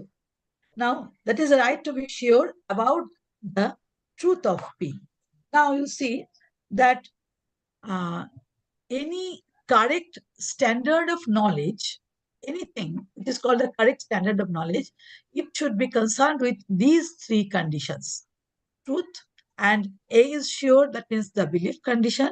And the third one, it is called the right to be sure. So having the right to be sure, it is actually interpreted as the justification condition. Now, one thing we must remember that when he speak about the right to be sure, as he was very much apprehensive about the incorrigibility of empirical statement, so he used the term, the phrase, the right to be sure, mainly in the sense of mathematics. That means the more you can give, the better proof you can give, the more you reach the level of knowledge. That is the standard. That is the standard of reaching knowledge. So that was in his mind. But he gave these three conditions: truth and belief and justification. Now, these three conditions, rather, among these three, the first one, the truth condition, what is meant by truth?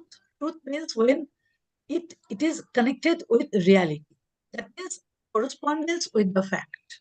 Correspondence with the fact is what is meant by the truth condition.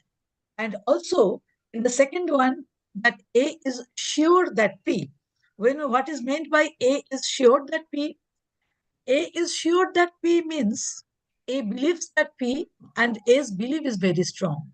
Very strong means normally unshakable. And sometimes it is also interpreted as A does not doubt that P. Now, that means this is the belief portion. That this belief is very strong. That means having belief means actually belief as a truth claim. And having belief means he cannot doubt it. Because to doubt P, that means by doubting P, I also doubt the negation of P. Belief cannot happen if there are two things simultaneously occurring. So belief is completely different from doubt. So to have a belief means when a person doesn't have any doubt. So that also is considered to be one interpretation of A is sure that P, as Ayer has discussed. The third one is the justification condition, which means that having the right to be sure, it is backed by a process of reasoning. What is a process of reasoning? He meant by it there is some accredited route through which I acquire that belief and I claim it to be a piece of knowledge.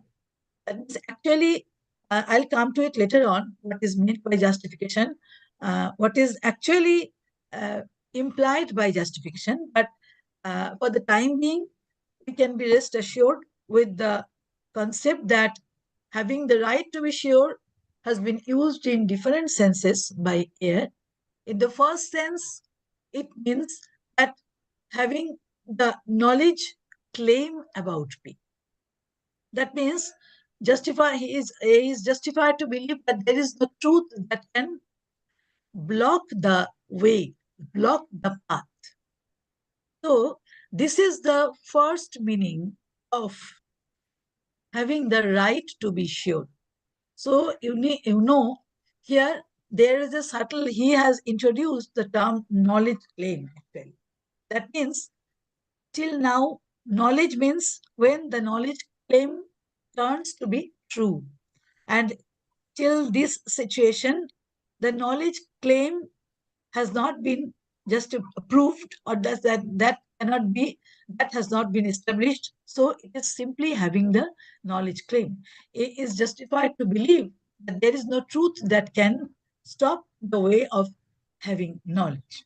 Now, in the language of the scholastic philosophers, it means that the ground, when it is said that I know that when the ground is sufficient for what I know, so it excludes all types of error. That is meant by when I say A knows that A. So in the language of John Dewey, it means it terminates all inquiry. That means there cannot be any further revision. So it blocks the door of any revision, any further revision. If it is possible that there is no further revision, then only we can say that it is a piece of knowledge. Second sense, this is very important because Ayer at that stage, though he was speaking of the definition of knowledge, he was aware that knowing that P means having the right of using probability. That means when I know something, I know not only that, it's not that I'm using that proposition, I am using also other things which are also in my mind, which I know. So there is a degree, there is perhaps a relation between this proposition that I know and the other propositions, and we can calculate probability. That is the second sense of having the right to know that P. Now, it is also to be kept in mind that he was aware of the distinction between knowledge as occurrence and knowledge as dispositional. But he gave importance to propositional knowledge, because even in case of knowledge, which is called knowledge by disposition, he thinks that even in disposition, there is a stage when I say that I know that something. So knowing that portion is also there present in the knowledge as disposition. That is the way he tried to interpret. Now, let us go to the next thinker, Chisholm.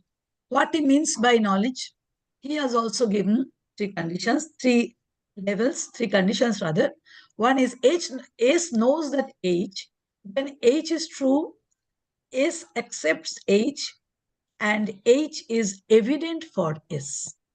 Now, you say that they are using different terms. One, Ayers wrote that he is sure about P, and Chisholm writes that S accepts P. So what is meant by acceptance? This term also is a specific term. Chisholm actually has used several terms of epistemic appraisal, different types of epistemic terms.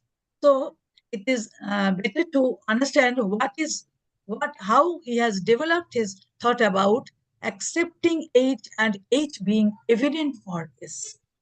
H being evident for S means H is justified. That means S is justified. That means the third is the justification condition. Now, so there are several things to note. One is that as in justification, we are claiming, we are having some knowledge claim. So it is a sort of evaluation. He accepts that it is a sort of evaluation, and he calls it epistemic. Primarily, he calls it epistemic evaluation, and he has used several terms of epistemic appraisal. But we have to remember that these terms are used not in the context of knowledge, but in the context of belief. As the second condition, when he says that S accepts H, that acceptance, the term acceptance is important. And there are certain other terms, for example, more reasonable, epistemically better, epistemically preferable. All these phrases are used in case of belief, until and unless belief gets the rank of knowledge. There are two terms which are important for him, and he has distinguished specifically all the other epistemic appraisals he has used almost interchangeably. But these two terms he has taken care of because they denote two different things. When we say some proposition is beyond reasonable doubt, then I mean by it that proposition ought to be believed. And when you say some proposition is an acceptable proposition, it means that it may be believed, may not. Clearly, he also tried to show a relation between foundational knowledge on the one hand and the belief about the external world. One is directly evident to him, and the other is indirectly evident. So there is a relation between the two. As because there is a relation, so we can try to make belief or to develop or to construct belief in such a manner that it can get the status of knowledge. Now, what are those terms? One is reasonable, other is acceptable, the third one is evident. Each and every term is different. Reasonable means believing P is more reasonable for S at T means a time, than withholding P. Acceptable means just the opposite. That means withholding P is not more reasonable for S at T than believing P. So these are just like the two sides of the same coin. But reasonable has a better claim because it is a positive structure. It is a positive structure of the principle. The third one is very important. That P is evident for S. It means two things. One is P is reasonable. So reasonability is a part of the meaning of evidence.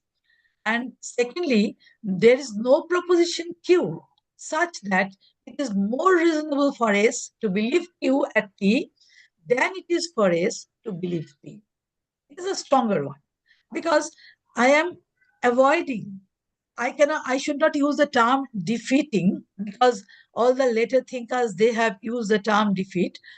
But we should say that there should not be any other proposition which has a better claim to be known than P. That is, P is evident for Q.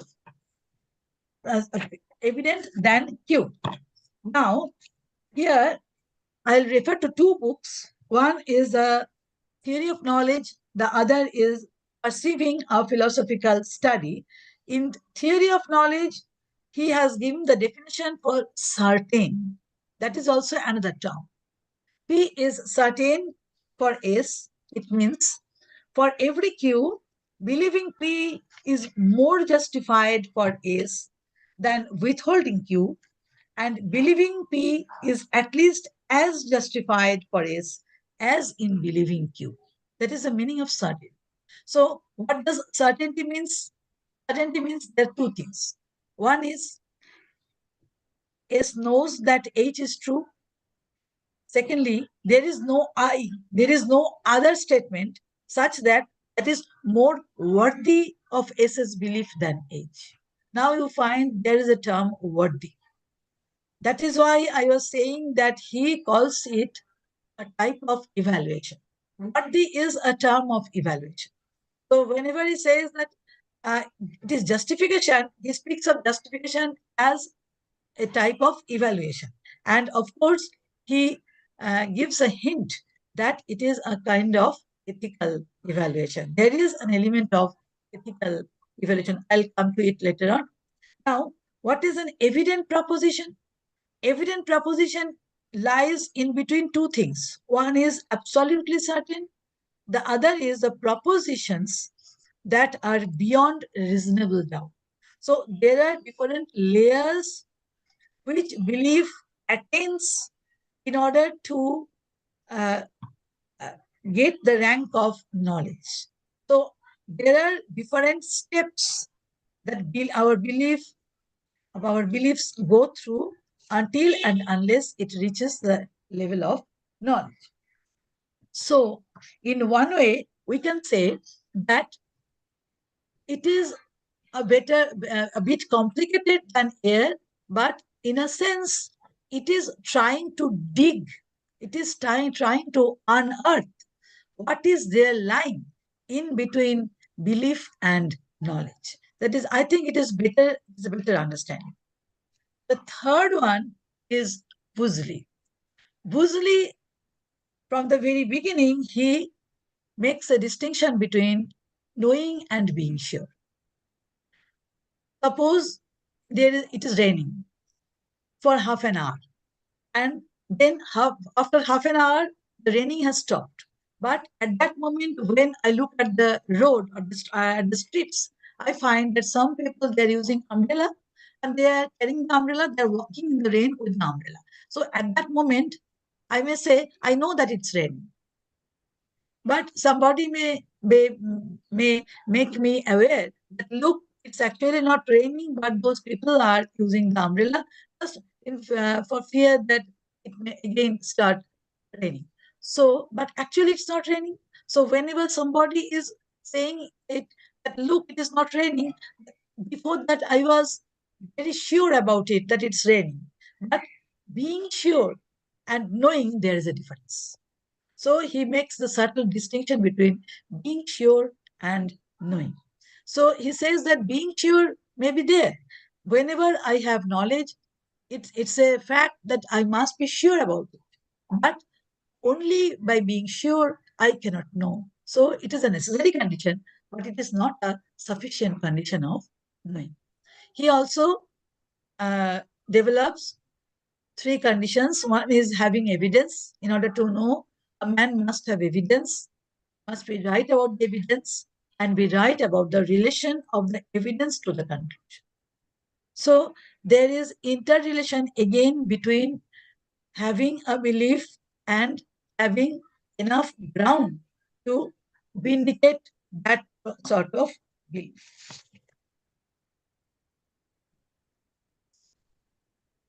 Now, whenever he thinks of, whenever, as Woosley's theory is also very much near, it is better to say it is nearer to Chisholm's theory than Ayer's. So he also gave importance to belief in that manner, and he speaks about, as he has made a distinction between being sure. So being sure definitely is a mark of, I have just said, it is a mark of, it is a necessary condition. So it is a mark of having belief. So it is a mark of belief.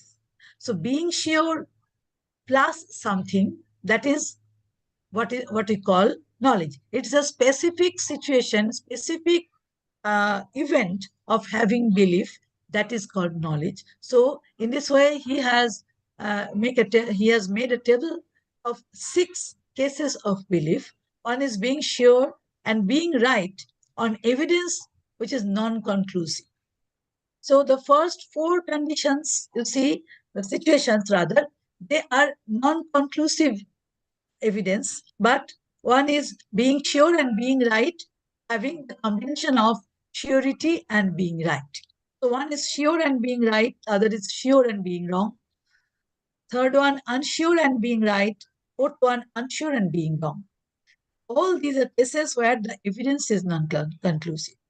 The other 2, 5th and 6th, they are the evidence where the evidence is conclusive.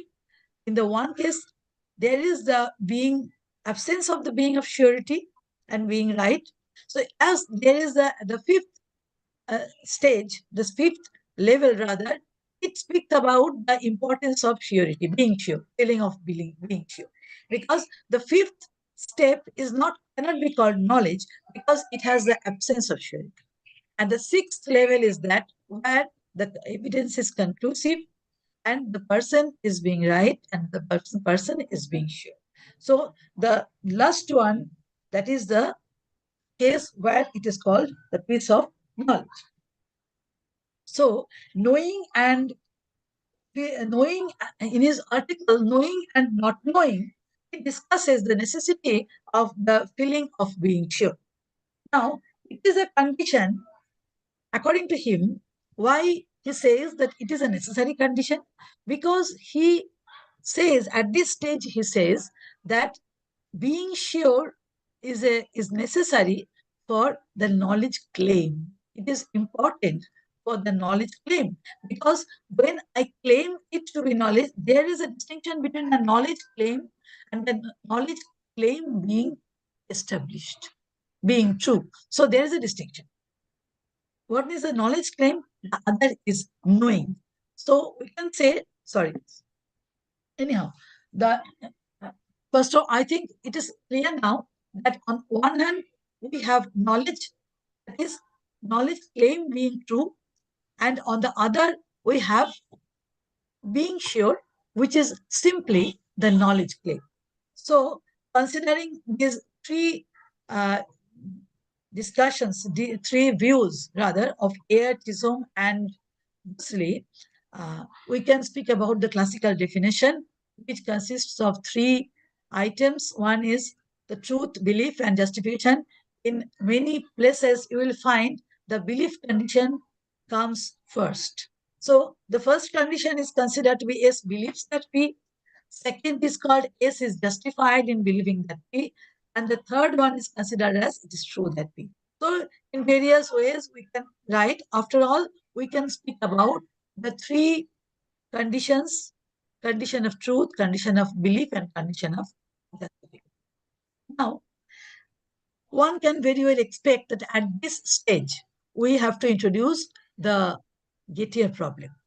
But I think that before entering into Gettier problem, it is important to understand what is meant by justification. So in all the 3 cases we have considered, we have just said that I must be sure there should not be any other proposition cannot be in a better position than P. When I say S knows that P, that means no other proposition Q or etc. they should not be in a better position than P for S, and that is the only thing we have learned about justification. But justification is not simply the absence of any statement other than P, and it's not simply that I am feeling sure. So, what is that?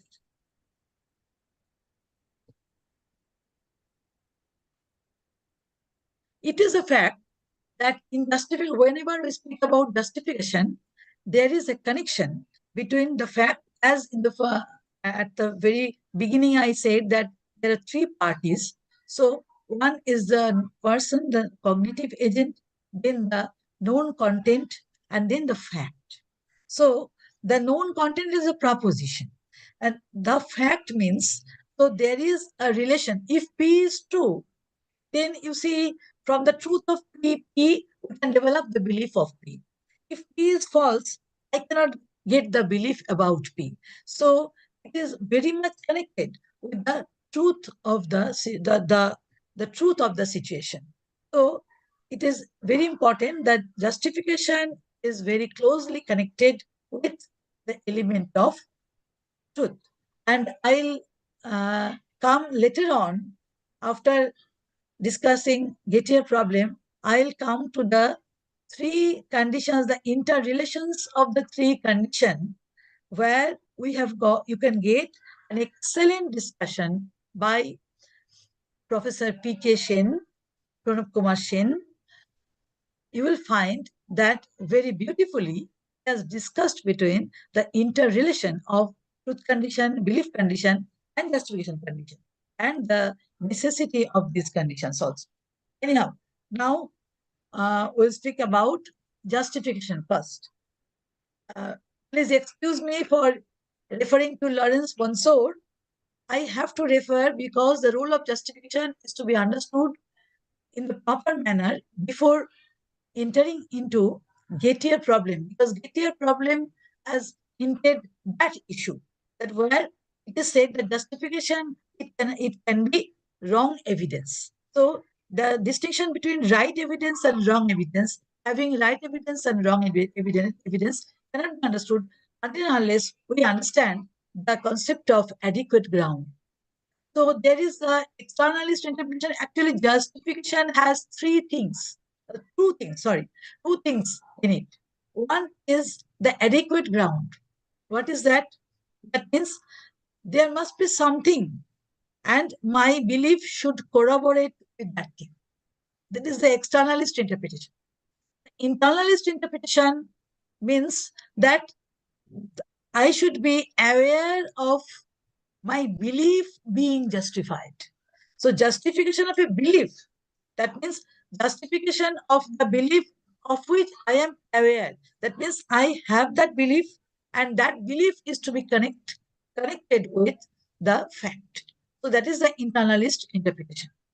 Now, as I have mentioned earlier, that whenever I use the term justification, in what sense I'm using it? Because in Chisholm, we have seen that there is an element of evaluation. Is it a moral evaluation or ethical or epistemological? Now, in W.L. Clifford, we find that it is called a species of moral evaluation. Chisholm has not used the term species of moral evaluation, but he also favors the view that there is some sort of moral evaluation present whenever we have knowledge. And it is Roderick Farth who has denied that it is a moral evaluation.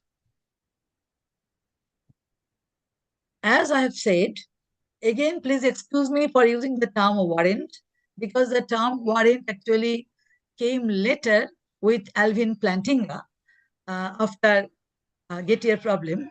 But these terms I have referred to because Roderick Farth, when he used his arguments to show that it cannot be called a moral evaluation, Then he used these terms, doxastic warrant and oppositional warrant.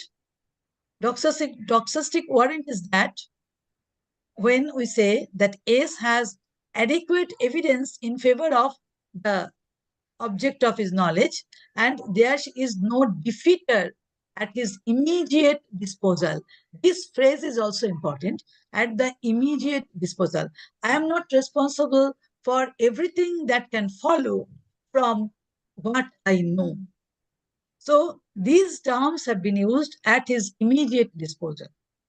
The other is propositional warrant. This doxastic warrant, it depends on the person, the knowing agent. And the other is the propositional warrant, where the proposition P must in itself be warranted. So it must be there, it must be true, it must have some adequate ground for it. So that is called the propositional warrant. Now, if epistemic justification has these two elements, then in what sense we can call it moral? But still, they are using, some people, some thinkers, they are using the term moral. So in what sense? Now, there has been attempt to reduce the epistemic justification to moral justification. One attempt is found in some categorical analysis where it is defined that P is warranted for S means that it would be morally good for S to believe that P. The term has been used, it is morally good. And of course, Farth's argument was that moral issue cannot be settled with respect to any physical object or physical fact in anything physically present in the world. There cannot be any moral issue linked with directly evident epistemic fact. They cannot justify any sort of moral goodness. That is the first answer. The second one, somebody may say that maybe there is some non-logical connection. Somebody may say that there is some non-logical connection between moral goodness and having belief justified. So there is an hypothetical analysis. This hypothetical analysis, again, it has got two forms.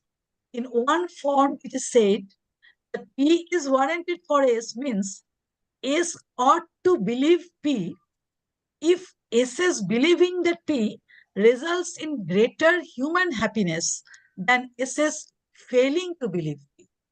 Now you see, in the definition, it is a hypothetical statement where it's not the first portion. Of course, we all know that if in a sentence there is the if clause in between the two, then what appears to be the consequent, actually it is the antecedent. So the consequent portion is, of course, S ought to believe P, and the antecedent portion is S is believing that P results in greater human happiness, then S is failing to believe P. That is the condition. Now, so it has been mentioned that there is an additional condition mentioned, which has been added. It has been added. The issue of greater human happiness has been added to explain the warrant for P.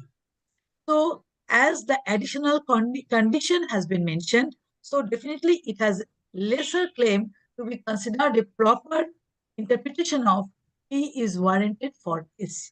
The definition has been questioned. Second one, P is warranted for S. It has been defined as S ought to believe P if S has such and such duties. So again, there is a condition. Here, the moral goodness or wrongness has not been mentioned, but it has mentioned certain duties. Now, this term duty, it has another element, that is responsibility. But in one sense, definitely there is a sense that duty is involved in epistemology. That is, if something is found to be true, then definitely we have to believe it. We have to say, I know it. So there is a duty. I'll come to it later on. But for the present, we have to understand that if the condition of duty is involved, then again, the requisite ethical condition cannot include any epistemic notion, or it cannot be explained within the periphery of epistemology. Why? There are certain difficulties. One is that if it is a duty to believe, because it has been, I have just said that if something is there, something is present in front of my, I have the laptop before me. So I have the duty to believe that there is a laptop. So this duty to believe, the counter argument is like this: the duty to believe as its counterpart, duty to not to avoid the falsity, what is false.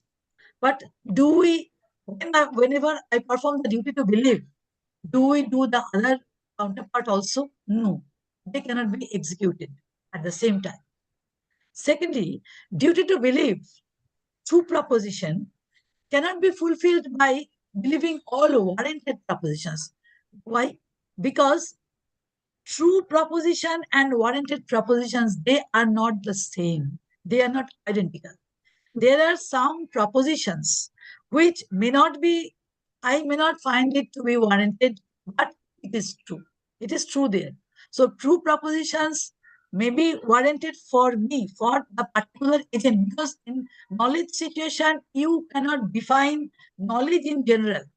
Whenever you define knowledge, you define, you express your knowledge in the statement, I know that thing. So there is, from Kant, we know that whenever I attach that portion, that is what we call synthetic unity of apperception. So we know that there is a person involved. So whatever is warranted for the person and whatever is not warranted for the person, both kinds of propositions can be true. So duty to believe true proposition doesn't mean duty to believe warranted proposition. But whenever I try to fix the issue of justification, I give stress on the term warranted.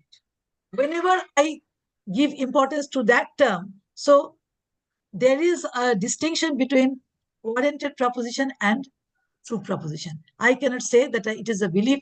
If there is a belief, there I have a duty to believe warranted proposition. It doesn't imply, it doesn't lead to the point that I also have a duty to believe true proposition.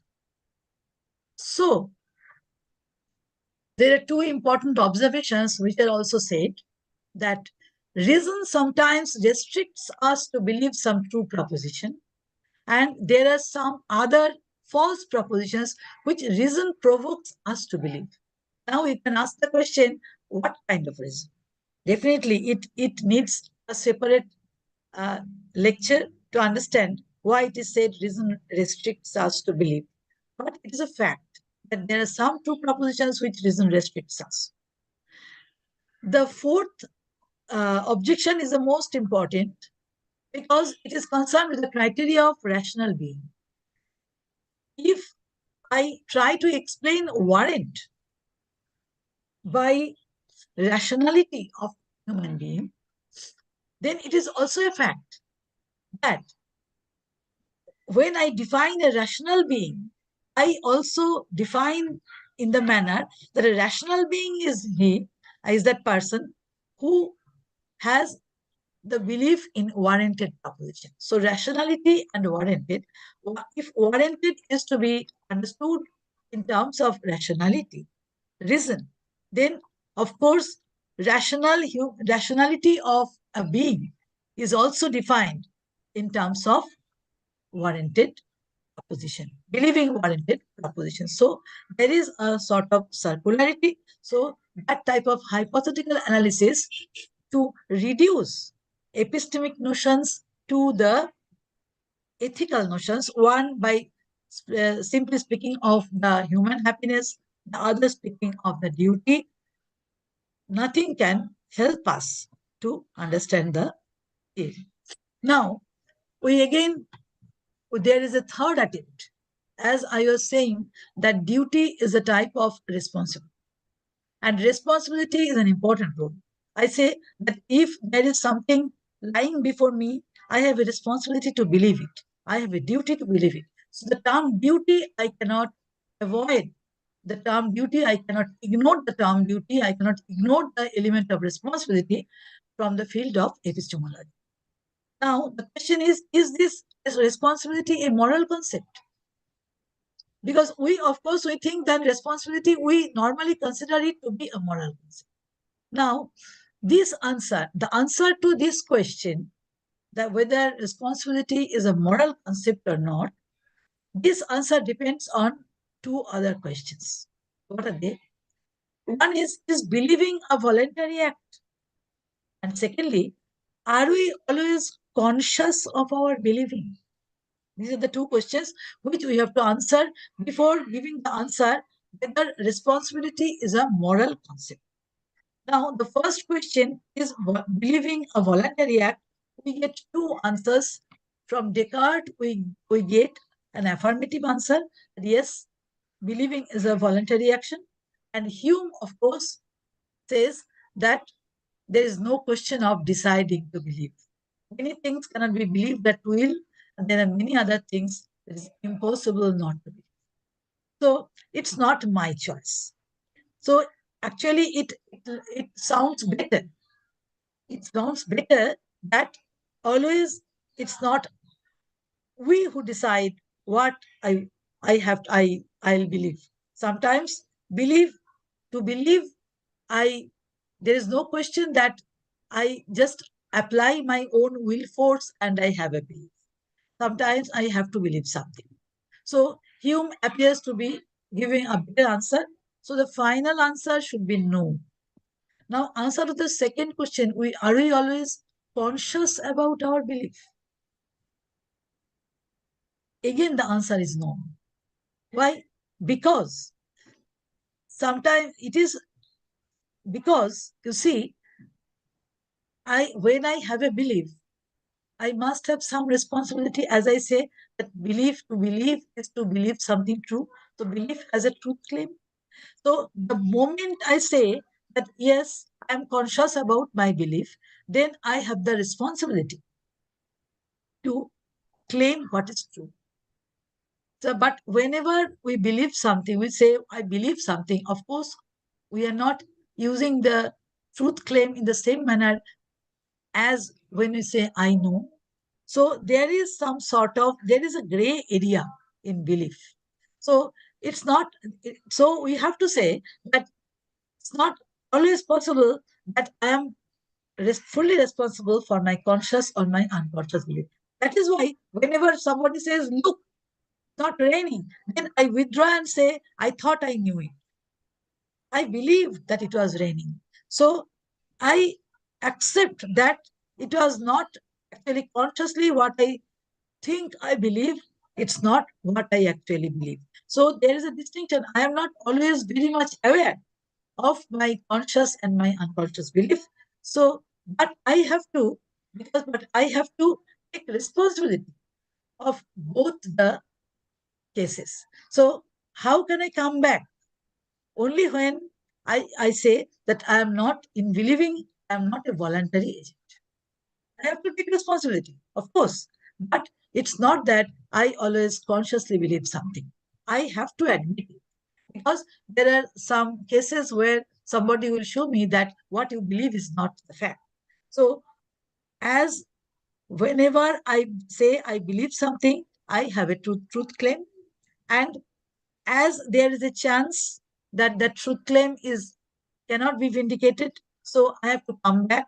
So it is better to accept that I have some sort of unconscious belief also. So I am not the voluntary agent. So responsibility is there. Responsibility, I have to accept the element of responsibility. Though I have avoided the charge of being involving ethical evaluation in case of epistemology, I have to take the responsibility that the term duty or responsibility is there. Now the question is whether this responsibility is ethical or not. According to some thinkers, it is prudential obligation. But whenever I think about it, prudential obligation, that means I am giving it simply descriptive content. Simply descriptive content. But if I give responsibility only descriptive content, then it gets its value lesser in epistemology. So whenever I say I have the duty to believe it, there is some element which is not simply descriptive in nature. So it must be understood non-descriptively. As well as we have to understand it non-ethically also. I should refer to Professor Shandha Boshu, who has discussed about justification in detail. And there I have seen that she has not entertained the Chisholmian definition that it is ethical in nature, but she has entertained the concept of non-descriptive idea of responsibility. So there is some sort of non-ethical element. It is found in epistemology, so it is to be understood deontologically. That is why the Gettier example is so important, because justification is not simply the person being sure, or there is the belief getting to be warranted. It's not only that element. Justification has two elements within it, and that is why in case of Gettier example, we have found that there is something may happen by chance, by fluke. So in this meaning, understood deontologically, we can give this definition, that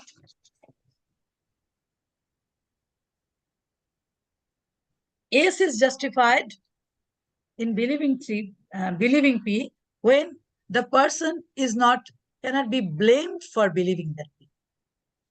So here, not being blamed, what does it mean? If we say justification means only in the sense of intellectually not being, he cannot be blamed for believing that P. This not being blamed, again, there is some counter argument. Alston has found that it can go with falsity. So not being blamed actually has got some element in it, because it is not that it can always go with truth. So it can go with falsity also. So there are two things we have to remember, that non-violation of any intellectual duty is completely unconnected with truth conducivity. That means whether there is truth or not, it's not, I can have the intellectual duty, I perform my intellectual duty, though there is no truth. It can happen in this sense.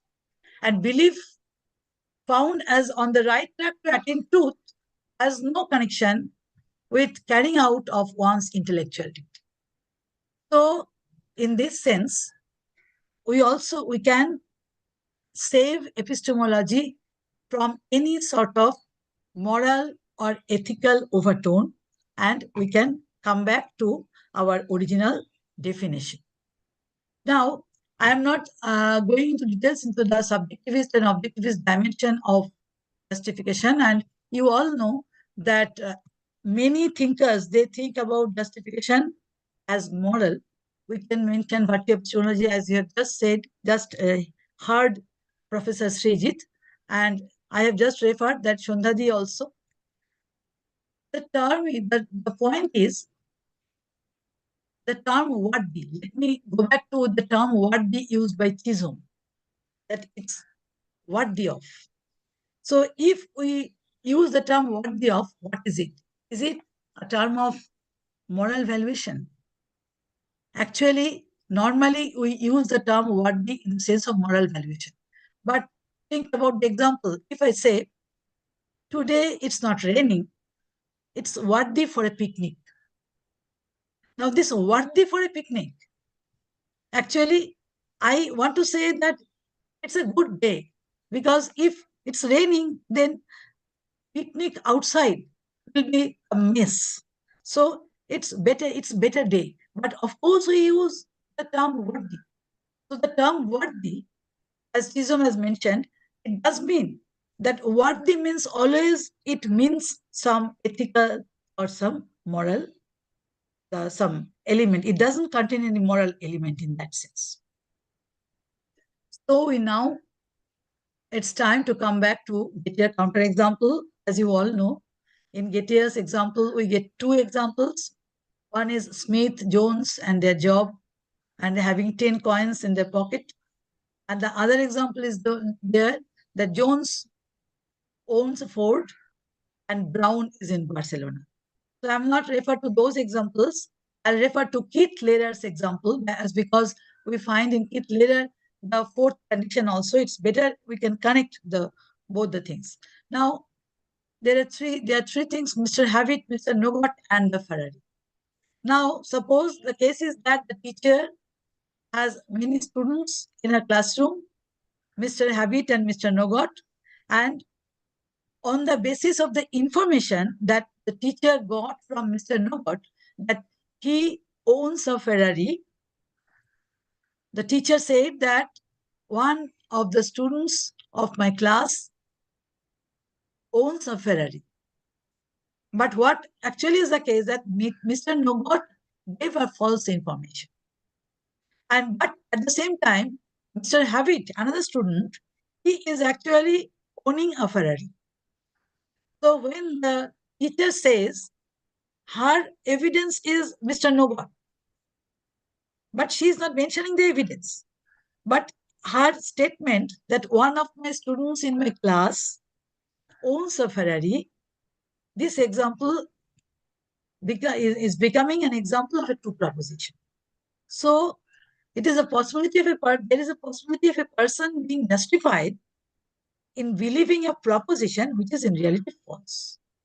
It is called the principle of deducibility of justification. This, I'm coming to it in details. What's the principle? The example actually says, what the example says, that according to the classical definition, the statement uttered by the teacher, it has fulfilled all the three conditions: the truth condition, the belief condition, as well as the justification condition. But still, it's not a case of knowledge. So why it is said that it is actually using the principle of deducibility of justification. What is that? The principle is this, that if S has justification to believe that P, and P entails Q, and S deduces Q from P, and accepts Q as a consequence of this deduction, then S has justification to believe Q. That means she has a justification to believe P. But what he actually holds is that he has justification, belief for P, she has justification. But P entails Q also. And she has acquired the justification to believe Q. For Q, there is no justification. For the person, for the teacher. Teacher doesn't have the evidence, doesn't have the information that Mr. Havitt owns the Ford. But still, the sentence is becoming true. So there are two things, two generic features. One is fallibility, that every case of justification is fallible. That means simple. It should be written simple justification. Secondly, luck. That is, the justified and true belief happens by chance, under abnormal circumstance, or under odd circumstance. It may happen very well. So there is the possibility that those three conditions are fulfilled, but it's not a case of knowledge. That means the claim made by the classical definition that there are three conditions of knowledge which are mutually exclusive and jointly exhaustive, that definition fails.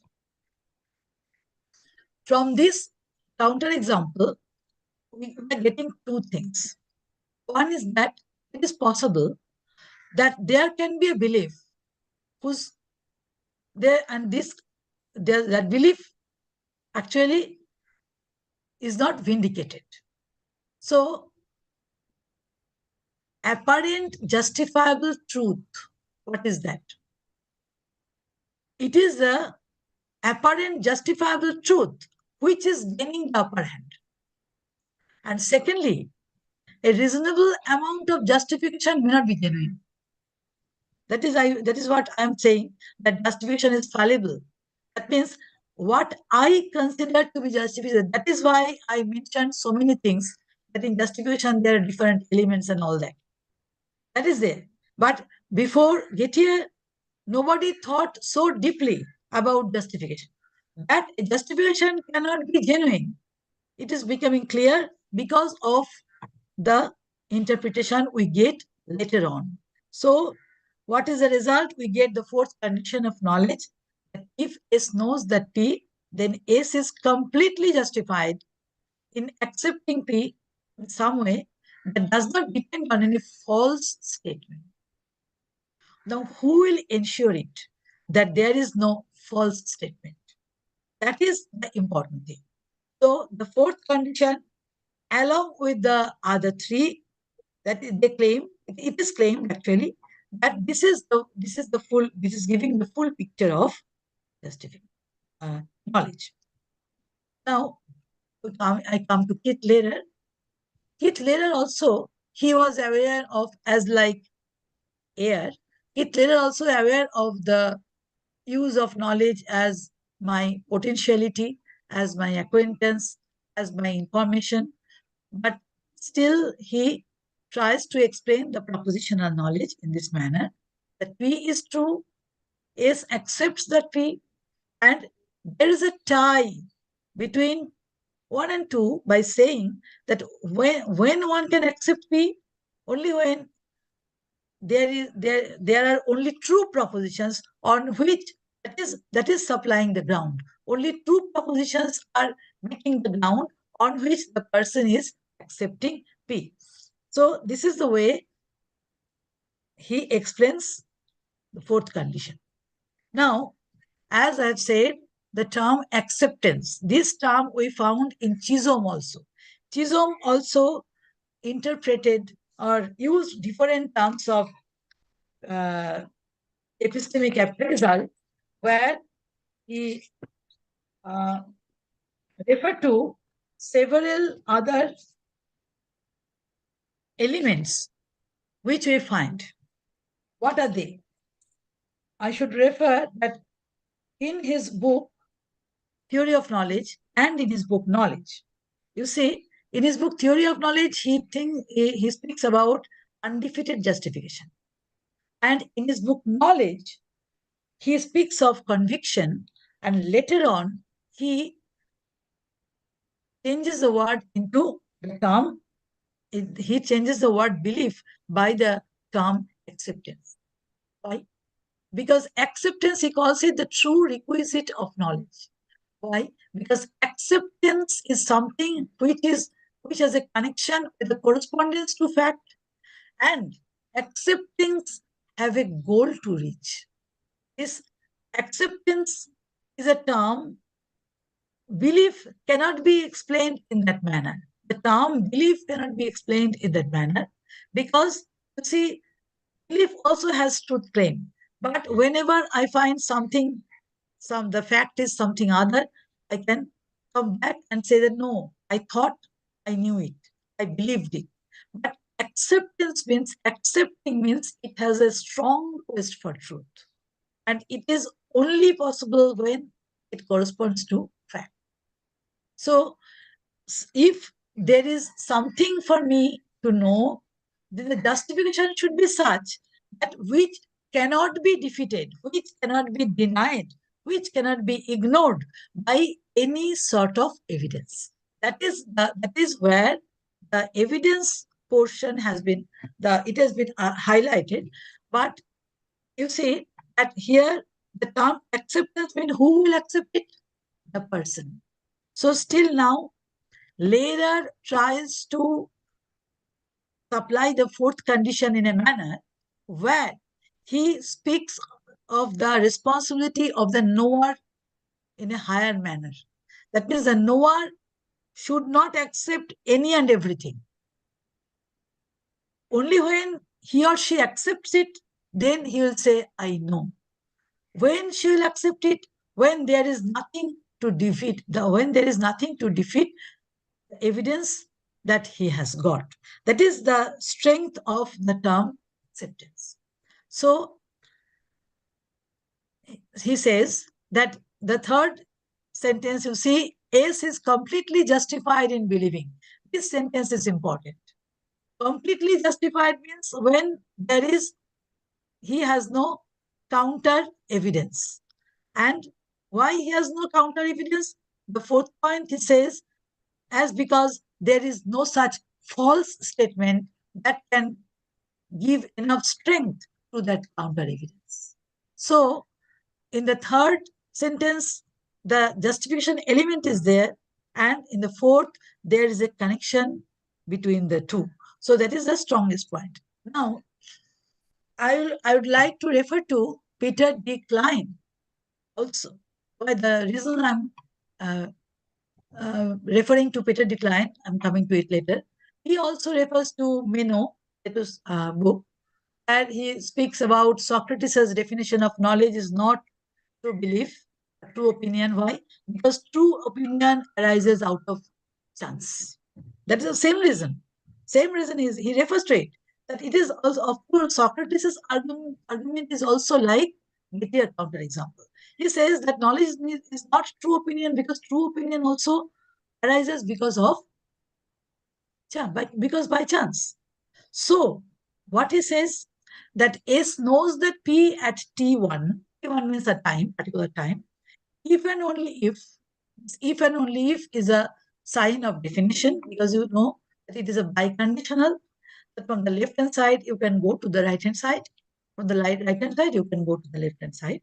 So if and only if means a biconditional.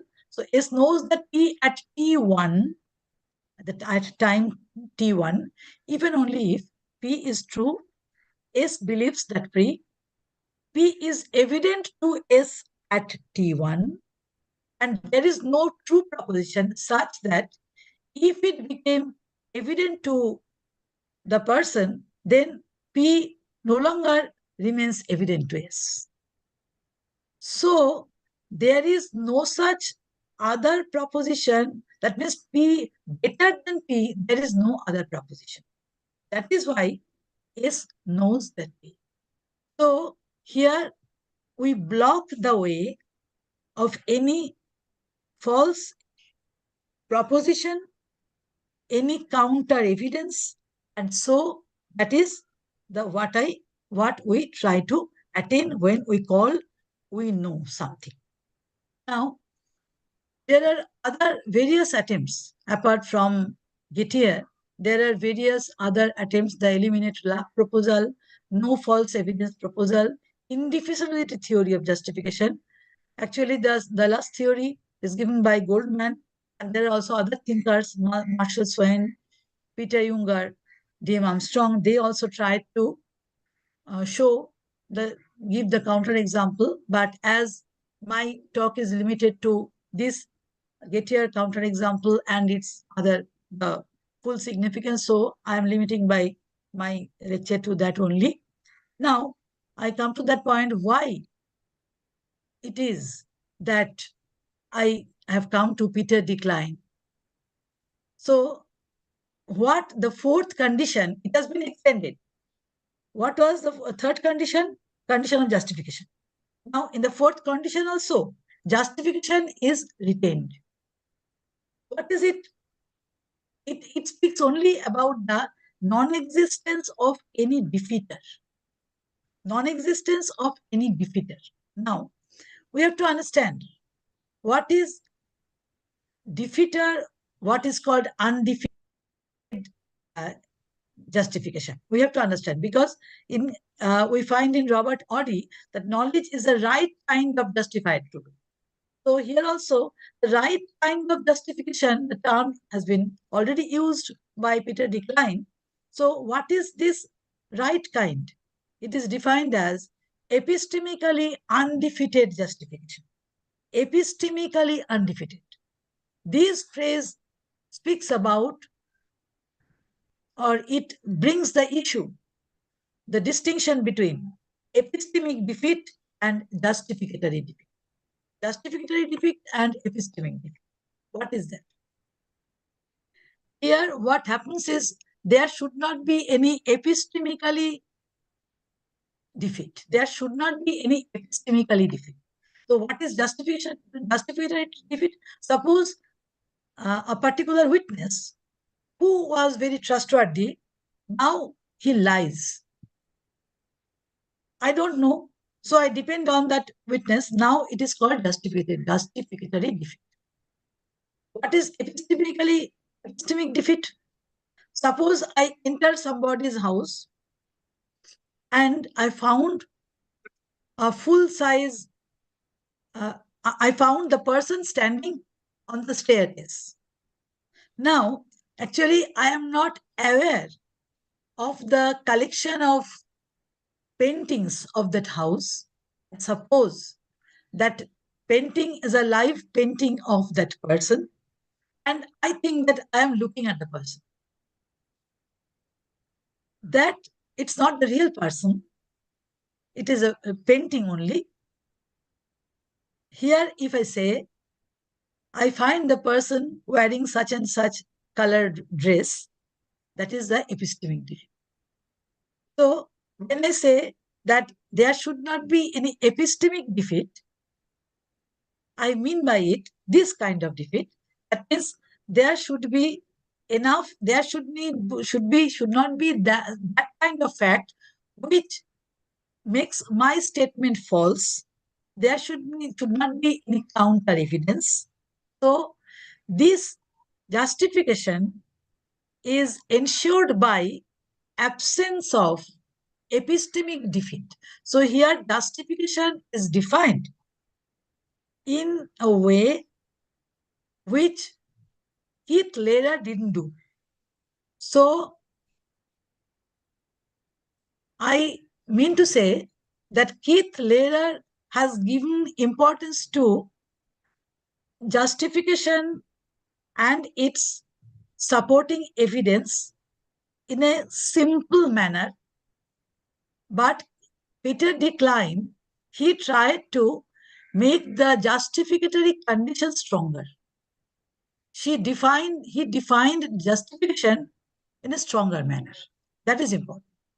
Now, as I was saying, that even if we have come to the fourth condition, there are still the three conditions in the truth condition, belief condition, and justification condition in the extended sense.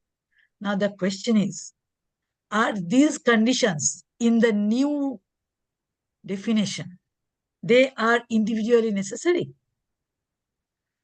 Are they jointly sufficient? That is the question. Now this question has given rise to different questions. Is belief condition necessary? Is truth condition necessary? Is justification condition necessary? And very few thinkers, philosophers, they have given importance to this question till now, because we have got the Gettier counter example, because we have passed a long way from the classical definition, nobody bothers about the necessity of explaining those terms. But we find that Professor P. K. Shin, he has undertaken a survey of using whether that belief condition is necessary. What he says.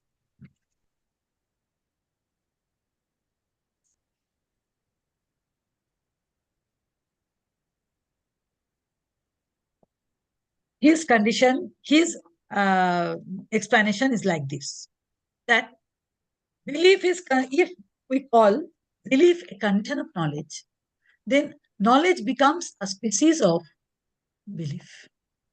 Then it's impossible to say so. At the same time, if you say that when a person knows something he doesn't believe, that also you cannot say. So, what is the role of belief condition? When we understand the role of belief in knowledge, it should not occur in the definition. It should be treated as a criteria of having knowledge. That is the first. Second reason he gives is that belief is always propositional. Now, if I consider belief condition to be a condition of knowledge, then nobody can acquire a proposition without having any concept. Then having belief means having a proposition. Having proposition means having some concept. Now, counterexample we can very well find counterexample in the case of lower animals, because it is a question whether they can have conception. We are in the habit of denying it, but can we deny that they know something? Is that possible? So if belief is necessary for knowledge, having proposition is necessary for knowledge, having conception is necessary for knowledge, then the lower animal, they cannot be said to have knowledge. But that is a question, big question. It is controversial whether they cannot have knowledge. So whether belief is a necessary condition of the definition of knowledge, that is what he questions. He tries to show that it should be better treated as criteria. Then he undertook the question whether belief condition and justification condition, they are interdependent or dependent. Now, when belief, it is very easy to say that one cannot have justification without belief. We cannot say that we can have justification without a belief. It is impossible. But we can say that belief can be there without having justification. Belief cannot be there. Why? Because justification has a very close connection with truth, and belief also has a truth claim. So can they be justified? Can they be independent of each other? So though justification may not depend, belief, justification it has to depend on belief that be. So Professor Shin tried to give a reformulated justification condition. What is that? A subject would be justified in believing that be if he or she was to be credited with knowing that be. That means he is trying to make it a bit impersonal. That means it's not a case of a particular person, anybody, in order to, if he knows something, then if he is to be credited, and please note the expression, if he or she was to be credited with knowing. That means this new definition, it is concerned with some sort of knowledge ascription. This knowledge ascription is possible when the subject would be justified in believing. Now, in this sense, what is the consequence? If we say that we say that they are to be independent of each other, then it is some sort of, it leads to some sort of unwanted consequences. And if we say that any subject would be equally justified in believing a proposition, yet may not believe it in reality, can it happen? Can it occur? If I make it impersonal in that manner, but it is a fact that justification must have a universal character. Justification in general, it should have universal character, though in a particular specific knowledge situation, justification should be defined in its own manner, because evidence should be there. And if there is evidence, definitely there is some sort of mutual dependence between belief and justification. We cannot avoid it. Now, what about the truth condition? More or less, we agree with the fact that truth is a necessary condition.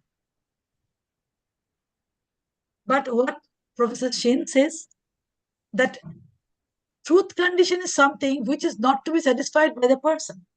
It is to be satisfied by the proposition. So it is again, it is to be presupposed. And if we presuppose it, then we have to say that truth has to depend on justification. Why? Because you see, deciding whether P is true is the same as deciding whether the person is justified. So in the reformulated version, the person would be justified. That means there is a relation between truth and justification in that manner. So it is also important. With that, I have to mention that as truth condition is not a condition which is to be satisfied by the person.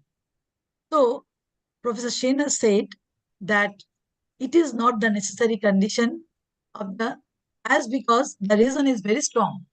Why it is to be presupposed? He says that it's not a condition. It is to be presupposed. It is the first hint he is giving. Truth condition is not a condition. It is to be presupposed. Why? Because the truth of a proposition is to be presupposed when I know that P, when I know that not P, in both the cases. But as the truth of the proposition is important, then by saying that the person's knowing that P, the person's not knowing that P, if both of the situation demands that the truth of P, then P should be necessarily true. But it's absurd to say that P is necessarily true. So it is to be presupposed. Then he says, even if in case of presupposition there is a problem, if we presuppose, then it is difficult. Consider the reformulated definition. Other ascription, self-ascription, in both the cases, we cannot ensure that P is true until unless we ensure that I am justified. So in neither of the cases, it can be presupposed. But of course, as he considers both truth and belief to be part of the criterion of knowledge, so there is actually there are two questions. He referred to it. His final argument is this, that suppose you consider truth to be the necessary condition of knowledge, what will be his reaction? Just consider what is meant by necessary condition. When we say A is a necessary condition of B, what do we mean? That B cannot happen unless A happens. So it is the fulfillment of the condition which is necessary, not my knowledge. It is the fulfillment of the condition. But in case of knowledge, what happens? It is not the truth condition, but the knowledge of the truth, which works as a necessary condition. So truth condition is redundant in case of the definition of knowledge. That is the strongest argument. But what is necessary? That truth condition, belief condition, they can be considered to be criteria. Whenever I want to identify, I want to ascribe knowledge to others, I want to ascribe knowledge to oneself, then these may occur, these may happen. We need truth, we need belief, we need justification, all of them we need, because that they are the criteria of knowledge. So he distinguished between the two questions. One is that, what is it that we know? We can know. Second is, what is it to know? Whatever it is that we know. First question is the question for knowledge. And then it is not a necessary condition for knowing. Second question, actually truth is something that bridges the gap between belief and justification. So there is no distinction between the belief which is true and the belief which is justified. That is the role of truth. It is the role of truth. So it is necessary for knowledge, but so far as we define it, they should be considered to be the criteria, not the definition. So we should say, in one sense, that we have just said that they are mutually exclusive and they are jointly exhaustive. No, so far we know that they are jointly exhaustive because they are the criteria to identify a case of knowledge. But the point is that mutual exclusiveness means what? Exclusiveness means they are independent of each other. One cannot be derived from the other. So they are exclusive means independent. But we have just now found that they are not independent. So if they are necessary, all these terms are actually used in the same sense. They are necessary, they are exclusive, they are independent. Now, in order to be necessary, they should be exclusive and they should be independent. Now, we have just seen that they are not independent. So if they are not independent, then do they remain necessary? That they are not independent, does it affect the necessity? That is the question. Now, how can we answer the question? Now, let us suppose that A and B are necessary conditions for C. Then what we say that A and B, if A and B are not there, necessary condition means if A and B are not there, C is not there. A and B necessary means if A and B are not there, C is not there. That is the meaning of necessary condition. Now, what is the relation between this A and B? Both may be independent of each other, both may be dependent on each other. Now, the point is that their independence has no connection with their necessity. Because they are indispensable in relation to C. Both A and B are indispensable in relation to C. That is nothing to do with their interrelation or their interdependence. So in this indispensability in relation to another thing, another item may well be compatible with the dependence or independence of these two items. Because they are indispensable in relation to C. In between themselves, they may be independent, they may be dependent. So when we say they are mutually exclusive, it is better, it is a suggestion that the term jointly exhaustive is much more decisive than the phrase mutually exclusive. That is the final comment I can make. And then also the several references I have given. That's what I wanted to share with you. And I don't know whether you have understood. If you have any problem, you can ask me. If you have not understood any place where I'll try to my best to explain it. Thank you. Thank you very much. This is really very exhaustive, wonderful analysis of the apparently innocent term no. I mean, we always use this term in our common parlance, but it has been subjected to philosophical scrutiny in such great detail, and you have presented it in such a lucid manner, very very illuminating. I'm really happy. So anyway, can I ask our participants if you have any questions or clarifications to ask for? Please go ahead. Good afternoon, ma'am. Yes. Thank you very much for this thought-provoking and beautifully executed lecture. And I have some questions. The one slide you shared about our second sense of knowledge, which is stating that we do have the right. Besides that probability, what does he mean by probability here? Probability is degree. Actually, as I have said that he was very much apprehensive about the incorrigibility of empirical statement. Okay. Whenever they started to define knowledge, actually, I mean, some knowledge we know that, suppose mathematical knowledge. Yes. That is also a piece of 2 plus 2 is equal to 4. That is a Yes. statement. Yes. And if I say today it's not raining, it's also a statement. Now, Yes, when I yes. define knowledge, I should define in both the senses. What I know, I say, I know that this is true when I say, I know that 2 plus 2 is equal to 4. I know that it's not raining. In both the cases, but he was very, very much apprehensive about empirical knowledge. Okay. So whenever he uses the phrase right to be sure, he was aware of the fact that actually he has in his mind the mathematical knowledge. So Yes. the more better proof you can give in favor of what you say, the more you reach the level of knowledge. That is probably Okay. that he wanted. And my main Chisholm's definition of knowledge, one part is H is evident for S. So here can we raise the question that somehow it is more prone to the problem of subjectivism? Because if I have some false beliefs about the fact that that mermaids do exist. Now others do not believe that. If based on my beliefs or my facts, I can say that it is evident to me that mermaids do believe. But Yeah, other, of course.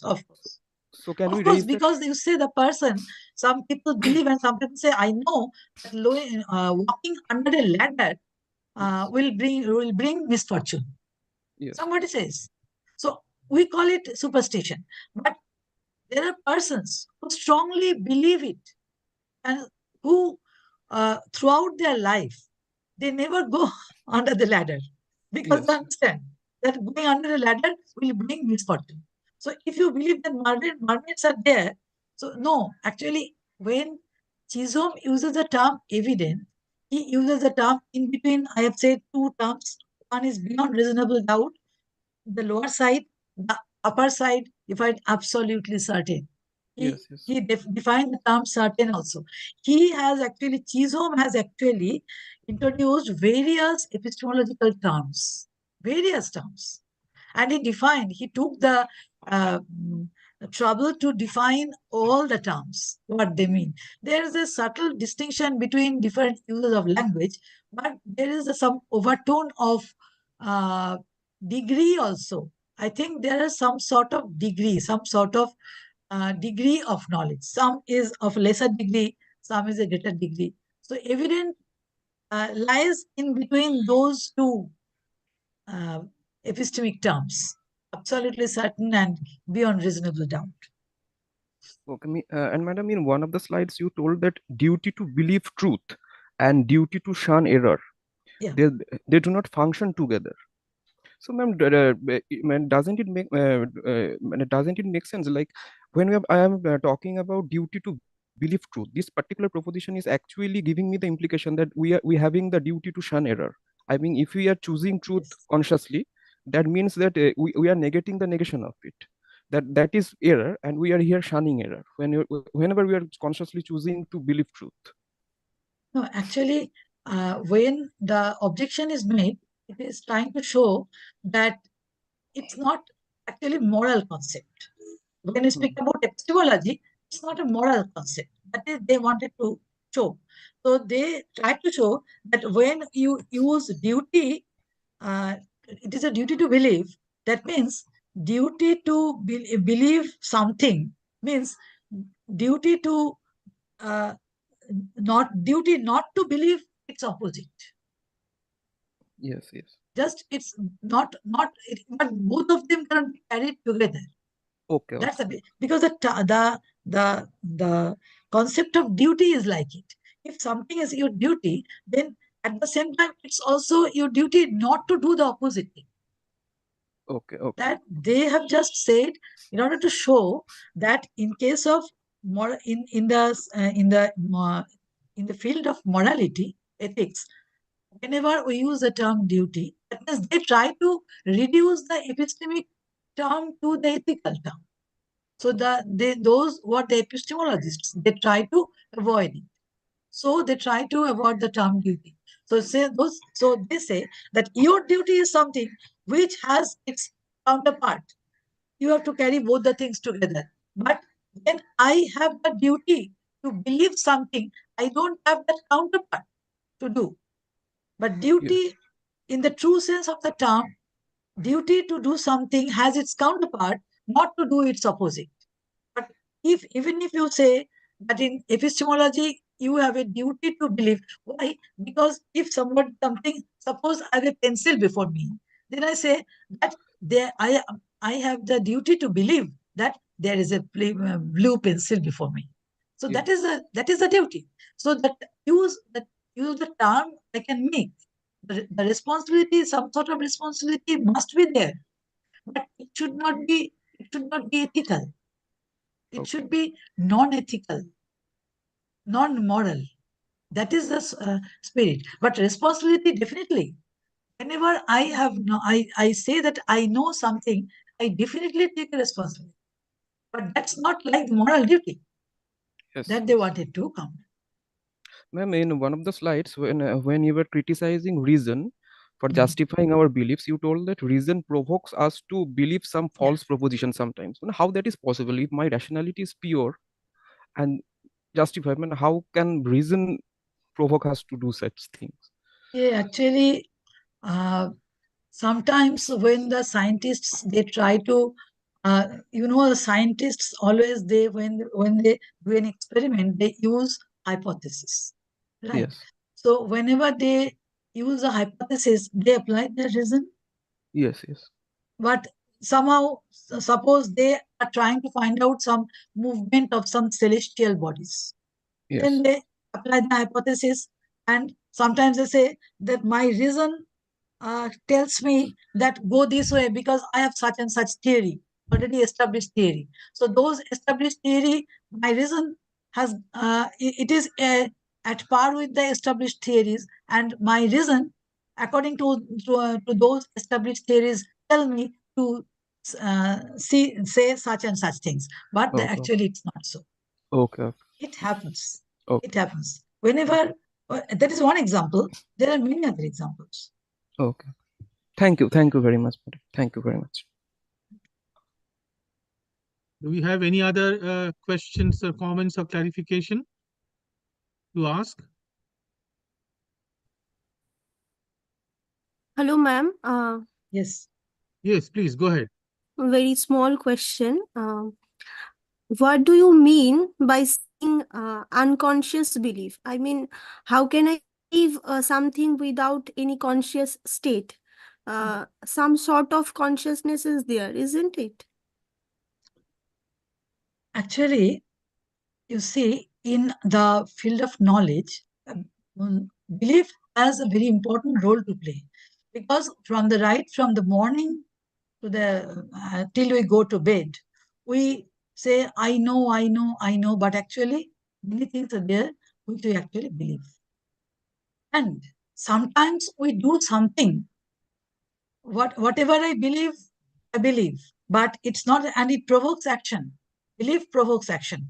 But sometimes we find ourselves doing many things which we are not very consciously aware of those beliefs. Why I'm doing this? But we are doing this because you find of late there is a theory of belief revision.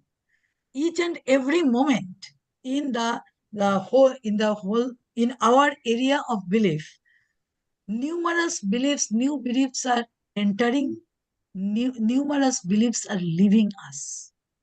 That is the scenario of our world of belief, the wave of belief, rather. So we cannot be aware of each and every belief every moment.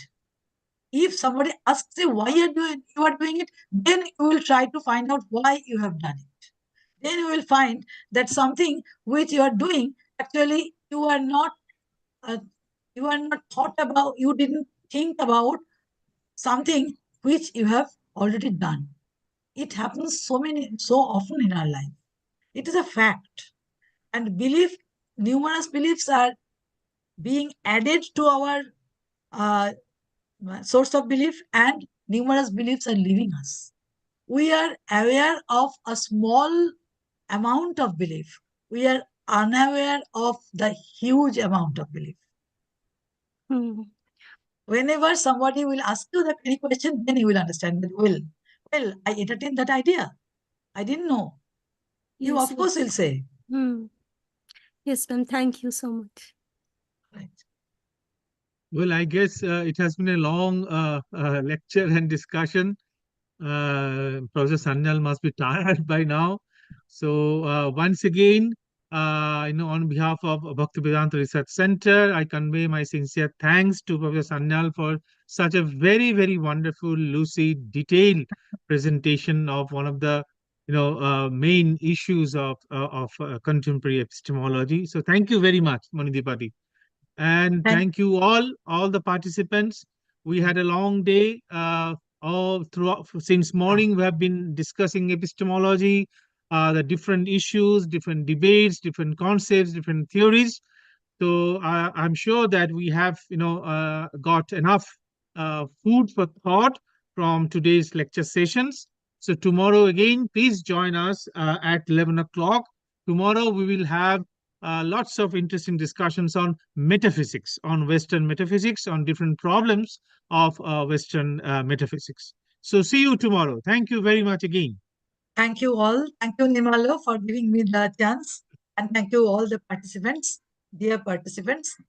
So may you have other beautiful days, academic days ahead. Thank you.